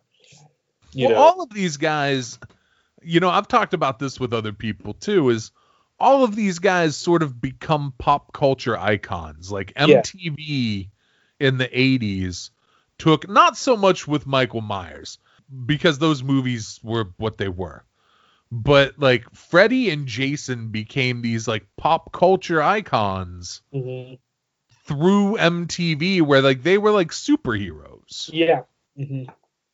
Like it was, it's a weird thing that happened during that time period. It does start like Dream Warriors is sort of where that starts, and then like Part 6. And Part 6, yeah. Yeah, where like it's kind of like you're happy that he's back, right. Or Part 4, you're like, Jason's still kind of scary. Like, he's an actual like bad guy. Right, and by Part 6, you're like, who's Jason gonna kill and how's he gonna kill him? It's gonna be fucking cool. They have like Alice Cooper and all this other stuff, and like it was really like you said, MTV. But for me, like, you remember being a kid back then, and like everybody's Jason for Halloween and everything like that. And like Gilbert Gottfried, on USA Network, and they're playing Part 3, at like midnight on Saturday. Yeah, dude. These movies were a staple of like Up All Night. Like before it was Gilbert Gottfried, it was Rhonda Shear. Yeah. And then Monster Vision with Joe Bob Briggs. Yeah. Like all that, these like the Friday the 13th movies, the TV cuts of them were staples of that shit. Or like on a more local level, like Big Chuck and Little John in Cleveland. Yeah. Showed them all the time. And this shit was like, for me, when I first saw this, I saw it like, I probably saw this in like 86 for the first time. So I was 7 when I watched this movie. And like I was scared by the weirdest shit from this movie. And I kind of forgot that this was the thing that scared me about this movie until this time when I watched it. And it was when he grabs through the stairs. I heard that scared the shit out of me. As a little kid, from that point on, every time I like went up a set of like open stairs, like stairs that weren't closed off, I was always like top speed up those stairs because yeah. And then, another weird nuance of the movie though is, when they like hit Jason with the television on the head and he falls down and they're sneaking by him and he has the axe on the floor and Trish sneaks by and then like he gets up and he swings the axe and he looks at Tommy and he looks at her. He looks at Tommy and then he decides to like go after her.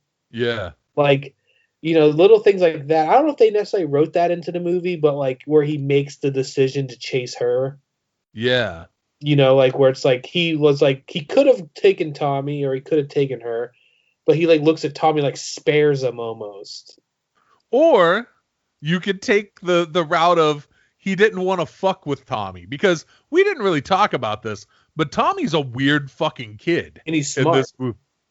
Like, what fucking little kid is making like monster masks and shit at like 11 years old? Now that you mention that, there's a couple times in this movie when the car breaks down, she makes Tommy get out of the car and like fix it, Yeah. And then when the Jason like kills the lights in the storm, she tells him stay here and fix the lights. Yeah. Like he's fucking like 11. 11 years old. Yeah. The car breaks down, he just hops out like, give me a screwdriver. And like, where are you getting this from? First off, who's your dad? Well, he's gone. Where's he at? Like, how do you know this stuff? Did he like super father you the first 10 years you were alive, and now you're just an adult in a child body? Right. Well, and you were talking about the car breakdown, but that's another thing this movie does really well, is I love those scenes where they make you think bad shit's going to happen, but then it doesn't. Mm-hmm. Related to that, because it's that car scene where they get Rob, right? Rob clearly seems like there's something wrong with him, right? Like, yes. If I met Rob on a fucking backcountry road with my car broke down, my first reaction wouldn't be, man, you know what? I'm going to take this guy to my actual fucking house. I'm going to take him to the house I live in. Yep. And then the first place I'm going to let him go is in a child's room with just Tommy's the child. like, come up to my room. I got stuff to show you. And they just let him hop on up there. Yeah. But with Rob, like you said, like it's kind of crazy. It's like, I don't know, maybe, 1984, maybe people, I mean, even when I was a little bit younger, you weren't as on guard, I suppose. I guess. As you would be now. Like, if you think about the 80s and even into the early 90s, it's a little more like, kids even in the neighborhood be over, neighbors' houses and stuff like that. It was a little different, maybe. Than it I guess. Scared now, but yeah, like Tommy, they get to the house, like, come up to my room. It's like, and then they just let him go on up there. Like, yeah, the mom's just like, sure, that sounds like a great plan, guy I've never met. Go to this child's room. Guy with backpack and rifle, sure. Just go ahead. Yeah, you're looking for a guy who killed your sister. Great. Yeah. You clearly want to murder things. Go upstairs. Yeah, he's got things up there. Yeah, but like even when Rob, when Jason like destroys his stuff, you're like, all right, so Jason knows who Rob is somehow. Right, he's figured that out. He figured it out, and he all right, well, you're not gonna have this rifle, and I'm gonna crumble up your map so you can't see, because I think he had like the newspaper clippings or whatever. He did, because Tommy gets all that shit. Yeah, and that's how Tommy figures out to shave his head to fuck with Jason. Here's a crazy thing too. So Jason also apparently knows how to read, because he understood that Rob was looking for him. Yeah, he learned that in the shack. He doesn't understand how telephones work and how, the telephone systems work. He also knows how to read somehow. Yeah, sure he does. I guess he died when he was a child, but like... Or did he die? So, like, when he was a child, he would have, I guess, maybe known how to read already? Maybe. But he was supposed to be, like, slightly disabled as a child, So who knows? Maybe he could read. Maybe Jason can read, and we just never thought about it. There's a lot of question marks with Jason. Maybe everybody assumed that he was dumb because he looked funny. Yeah. But he was smart. Yeah. I don't know. Clearly he's smart, because he knew how to, foil Rob's plan and disable the telephones, and knows how to turn the lights out. Yeah. He knows how to navigate that camp somehow, fast, and he also understands that all the people there have to die all the time. They do. That's an important piece for him, is people dying.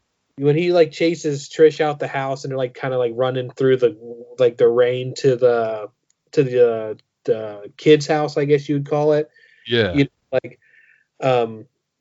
She runs out of the house after the whole axe thing, and he chases her down the steps and everything like that. Then Tommy's like, you know what? Instead of helping my sister, I'm going to shave my head.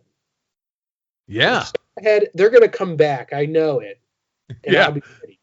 I'll be ready. I'll be ready. My head will be shaved. I'll say, remember Jason, and then I'll get to kill him. And I'll just know that he'll know what I'm talking about. And then, yeah, it's like, put it all in black. Just bet it all in black, and hopefully this is how it works out. 11. I'm pretty smart. I can fix cars. I know the ins and outs of a serial killer's mind. They'll be back up here, and I'll be ready. And I mean, that end clearly hints that like it had passed on to Tommy or whatever, and he was gonna be like the next evil killer. I wish those movies had happened. I really wish like the teenage Corey Feldman as a fucking serial killer movies had been where this series went. It might have had to have gone down a little more of a, like, it still continued with the seriousness. I don't know if we would have got the campy movies, but which I love. I wish we could have had both. I wish we could have still had like maybe not 5, although I know a lot of people have came around on 5. Like 5 is right now getting the treatment that Halloween 3 got like 10 years ago. Yeah, it's where like finally like watch, because it's not bad. It's definitely an exploitation of the series, though. Right. I mean, it's gonna get covered on here at some point, but I mean, like, it asks you to take a couple of leaps of faith. Yeah. Well, Roy is like a really popular now. Yeah. Roy character, and because if you asked me, like 10-year-old me or 15-year-old me, like what I thought about Roy, I wouldn't be happy with him. No, dude, when we recorded the episode, and that's been maybe a year and a half ago, I was still like 100% 5s, like down in the worst. Like it's down with like Jason Goes to Hell and Jason X. The worst one is X. I think Hell is the worst one. I just I think that's tough for me. I think Jason Goes to Hell is higher on my list, more out of like sentimental value, because like I can remember standing in front of the television and watching the trailers and stuff, and for me, like, plus it was like the 90s one. I don't know, it's not the best one, but the Jason looks cool, even though his like mask is wrong. But like, the only redeeming quality that movie has for me is that it opens in Youngstown. Yes. So you might have thought about this too. I don't know, because when that come out, 92 or 93. So I was a little kid. You were probably a younger kid. I was like an early teenager. Did you? I mean, I don't know if you still believed, like these movies or not, but like, I lived on the west side of Youngstown, kind of by Mill Creek Park. Yeah. And I legitimately thought that because Jason was in Youngstown when he escaped the morgue, Yeah. He didn't back to New Jersey. So I had a theory that it was in Mill Creek Park. Oh shit. That's actually, I understand why you would think that as a kid. Because he didn't like, they were there. I don't know. Like, I didn't really, it's just probably plot holes in it, but like, could it have been taking place there? I don't know. I mean, I feel like as far as the actual story in that movie goes, at least part of that shit happens there. You know what I mean? Like in the fictional Youngstown where there's a federal morgue. Of course. Because that's not a thing in Youngstown. But but yeah, there was like a period of time me and my cousin were like we thought that could have been a part of the movie, but right. I think Jason just somehow made it back to New Jersey somehow. But I think that's kind of how it always works, is he just sort of makes it back to New Jersey, or just sort of makes it to New York City, or just sort of makes it to, wherever the fuck that's space, like wherever they need him to be. But like we were talking earlier, the charm kind of falls off after the first like 4, because they were consecutive, Yeah. Those ones are definitely like, you could watch them. I think you could watch the first 4 in like a sitting and kind of get a full experience, Absolutely. Yeah, they all go right together. And then they get to the 5th one and you're like, oh, well, maybe. And then the 6th one, you're like, all right, this is where we kind of turn into like the summer movie vibe. And the sixth one is so many people's favorite, and I totally get it because it is the first one where it's like, this is just a big fun fucking movie. Mm-hmm. But then, to me, and like all of these are gonna get covered at some point on here, but like 7, how the fuck do you go from 6, which is like fun? Like, and I've read some stuff. I kind of understand why 7 happened the way it did, but 7's such a dumb fucking movie. Like, yeah, I mean, I think I might actually now like 5 more than I like 7. Yeah, I mean, if you had a gun to your head and you had to pick them, I think my top 2 is easy. Then after that, you're like, well, this or that, because it could be 4, 6, 3, but some people hate 3. I don't know why. I think 3 is a good movie. I think if all it takes for you to like 3 is to actually see it in 3D once. Well, I could honestly say part 3 was like my first favorite movie, like ever. Like if I was like, what's your favorite movie? It's like that one. Like, yeah. I don't know why. Maybe it's just I probably watched it on Up All Night or something and just thought it was incredible, Yeah. And when your parents, let you just watch TV with a, case of Coke and a couple pizzas, like, yeah, just hang out, watch movies. We're going to go do something else, Yeah. I don't know if they do that anymore, but like your parents are off, with other people hanging out, doing whatever they're doing. And you're just sitting with the TV and some pizza, Oh, that definitely happened for, I think, a lot of kids in the 90s. I don't know if that's still a thing. I think now, like, kids just have their phones and shit. Yeah. Well, yeah, plus there was, like, a little bit of, like, tapes were kind of expensive. So, like you said, like, you'd almost had to catch it on cable, Yeah, absolutely. Have, like, a library of VHS tapes, back then, because they were, $30, Yeah, or more. Like, yeah. There was, so $30 was when things started getting, like, affordable. I remember as a kid ruining a VHS tape from the video store in Salem, and we had to replace it, right? Like, and it was fucking $80 to replace it. And like, they showed us, like, this is how much it is to order it.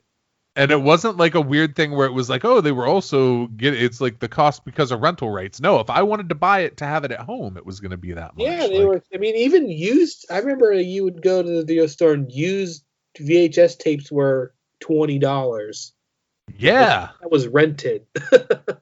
Yeah, people have watched the fuck out of that tape already. And then you had the rewinding, and like you remember your parents were like, "Did you rewind the tape? Before you take it back and stuff." And yeah, well, there was a fee. Yeah, you would get a fee if you didn't. You come next time, and they're like, yeah, you didn't rewind the last tape. And you're like, damn it. Because you're a be kid. kind, man. Rewind. You're just a kid. You're like, I just, not everybody's VCR is high tech and rewinds at the end on its own. Yeah, well, and we had at my house, because we were fucking very frugal. We had one of those fucking videotape rewinders. Rewinder.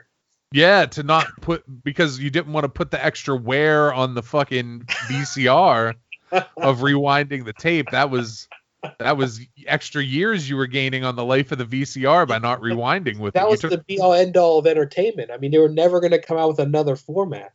No, I didn't think so as a kid. I thought VCR was the be all end all. It's crazy though, because like you think about it now in 1984, and this movie comes out. You're on the school. You could be on a school bus talking about it, and you're playing telephone game where you're telling your friends about it, and you can even be bending the story a little bit. Because they can't see it. Oh, dude, doing that with Child's Play. People are telling me about it, and I'm like, that really happened. And you watch the movie, and you're like, that didn't happen in the movie, right? Oh, dude, I used to love that game because I would call people's bullshit because, like, so I was allowed to watch whatever I wanted to pretty fucking young. As you could tell by, like, I saw this at, like, 7 or whatever. Yeah. But, like, this was kind of an exception. But, like, by, like, 10, 11, I could watch whatever. My mom didn't care. She was like, this is all fake, right? Yep. Yeah. Cool. And a lot of my friends, like, their parents wouldn't let them watch the fucking Simpsons. No. Like that. Oh no, that's bad. That's bad influence.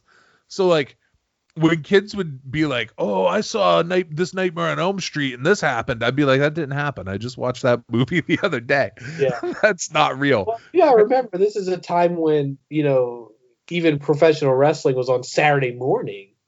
Oh, yeah, it was. It wasn't like, this is still like, different times, you know what I mean? You had like, suspended belief on TV a lot. Reality didn't exist yet, Yeah, I mean, there's truth to that, man. Like, you watch this movie and you're like, I genuinely thought Jason was real. I also thought Hulk Hogan could get punched 100 times. Right. I'll never forget. I was asking my dad. We were watching, one of those WrestleManias, or because they only had a couple of events a year. You know what I mean? Yeah. How can Hulk Hogan get punched so many times? And my dad's like, he just must be tough. And I'm like, wow. You're a little kid, Right. And your dad's like kind of giving you like, playing into it for you, Dude, and that's what I wish more like adults did for kids with that kind of stuff. Because like I had like my grandpa would sort of be like that with me too, where he was just like, "Oh, Arn Anderson, toughest guy in the world. Yeah. Look at him out there. Look at how tough Arn is." And like my cousins would be like, "This shit's fake, right?" It's like, come on, man. I'm 7. Let me, let me like shit. You're a kid, and like, even, you go with the Jason, like somebody, when you're trick-or-treating in a neighborhood, somebody at some house is doing the Jason sound, and everybody's freaking out because you don't know it's fake. Yeah. Yeah. Everyone's terrified. It's just fun. That's the whole point of it. To sit here and like, we could sit here and talk about all of these movies and pick them apart piece by piece, but like that wasn't the intent of the movie. No. So for me, I will say, wrapping up final chapter, it is still 100% my favorite Friday the 13th. If you had to pick 5 of them, though, which would it be? If I had to pick 5? You have to pick top 5. So it's this one, and then it's 6, and then it's 3. Of course. 8 and 1. 8? I love 8. 8 8 was actually pretty... I like the soundtrack of 8. Dude, I like everything about 8. I like how it doesn't make sense. I like that it's like Jason takes a cruise ship and he's wet the whole time. Yeah, dude. I like the fucking punks listening to hip hop in Manhattan for no reason. Yeah. I like that he punches dude's head off and it goes into the dumpster. The harpoon kill. Like 8. I also like 8 came out in, I want to say, I'm not going to look it up, but I think 89. Yeah. So like I'm 10. Like that movie came out at like the perfect time. Yeah, you remember it actually coming out. I do. Yeah. And I remember all the the Jason I Love New York advertising being everywhere. And like I would spend my summers in New Jersey with my dad's family, and like I was right by, like we would go to New York all the time, like to New York City. So like there was that for me too, where it's like, oh, I've been to the place where Jason's at, you know what I mean? So like it's got like, there's a thing like that for me with part 8. I like part 8. I should probably flip 1 and 8. I'll make 8 the 5th one, and 1 the 4th one, but I like 8. I don't listen to people who say that movie's bad. It's better than 7. Whatever song is playing at the beginning when they're on the boat and like they're like listening to like the graduating announcement or whatever. Yeah. That song is great. Like the opening credits song. Yeah. Every time you hear that song, it just makes me feel like relaxed. I don't know why. I'm like, oh, this song is normal to me. Yeah, dude, I dig that movie a bunch. That's an episode I can't wait to do as part 8. That's a good one. Yeah. What are your 5? If I had to, I would say 4, 6, 3, 2. I still kind of like that one's short, which is kind of nice. Yeah. It kind of keeps it kind of like packed in, and then I like 7. Oh man, I've shit talked one that you like. I like 7.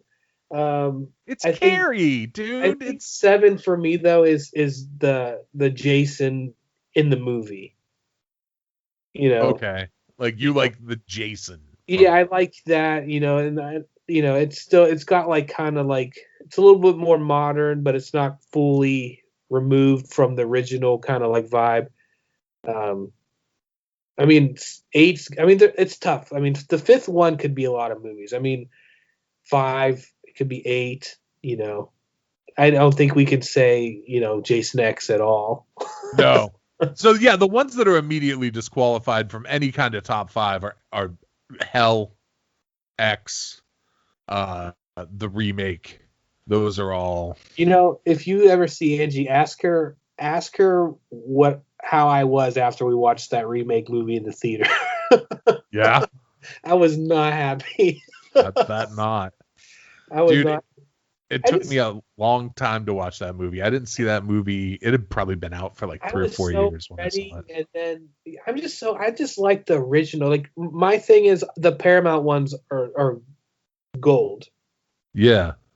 The ones with the Paramount when the thing comes with the star over the mountain, like that whole like just like the intro is just like perfect, Then after that, you're just kind of like it doesn't have it anymore. I don't know how to explain it. Well, the tone of the movies change. Yeah, well, New Line Cinema also, cashed in a little bit more than Paramount did, Well, because New Line had been Freddy Krueger, man. They shot for a whole different thing. Mm-hmm. Yeah.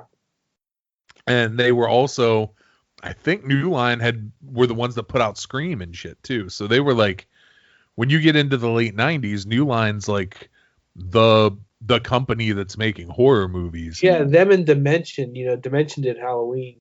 Yeah. Yeah. And then everything's like kind of moves to Lionsgate in the early 2000s. Like Lionsgate puts out a lot of shit. Yeah. So, man, thank you so much for coming on and doing this. Do you have anything you want to plug? Like any... I wish I did.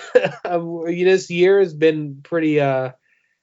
For me, it suspended a lot of the things that I like, with music and stuff like that, or going to conventions and stuff like that. So it kind of like put a little bit of a damper on that. So just spending time at home, with my wife and hanging out with our dogs and stuff. We didn't really get, a huge Halloween this year, which was kind of disappointing. But I wish I had more. I got to spend a lot of time, at home, which was nice for once.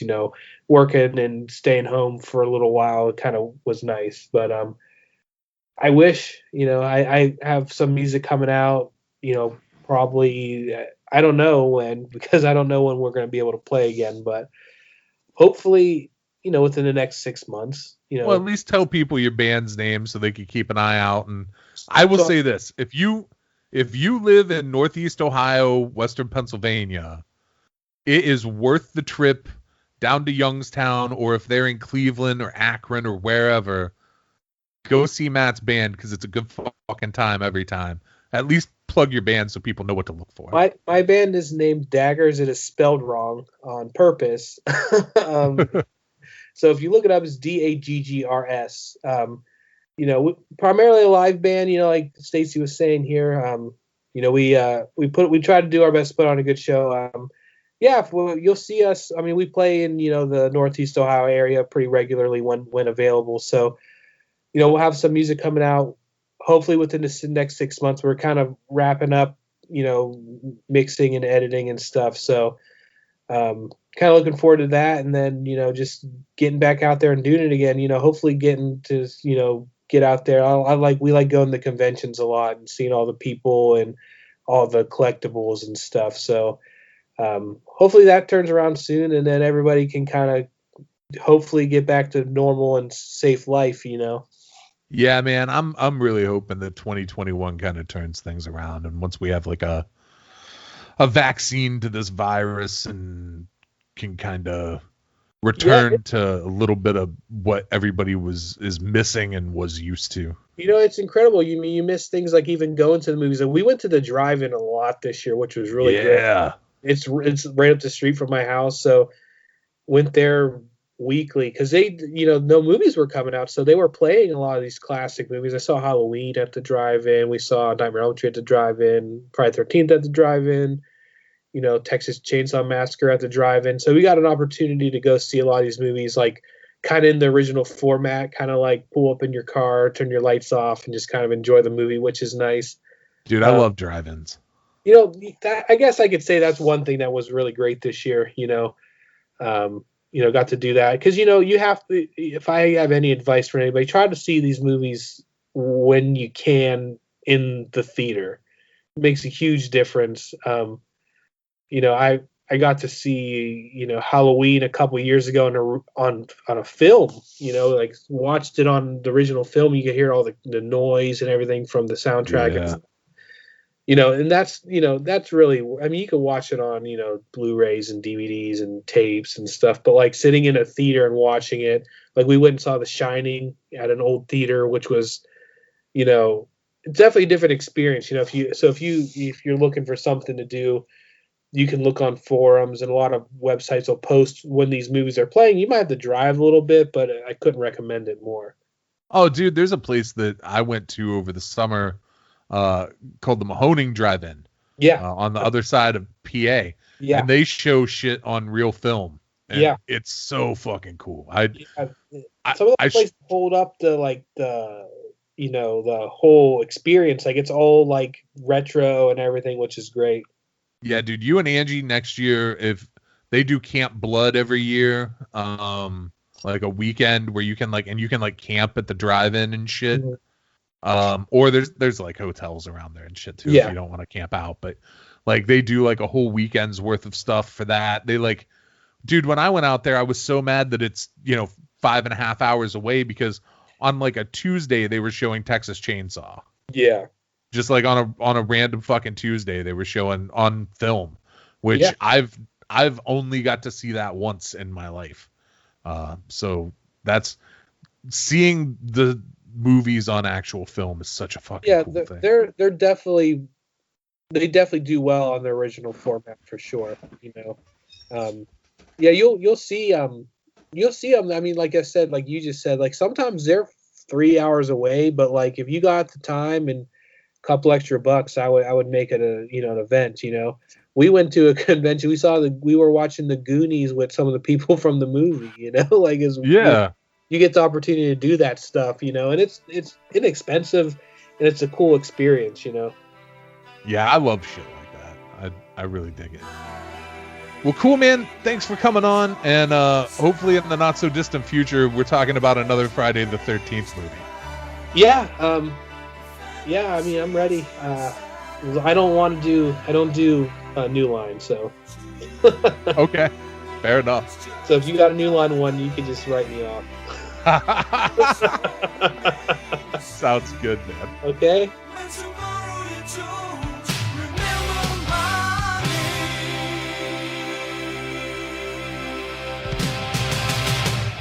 Just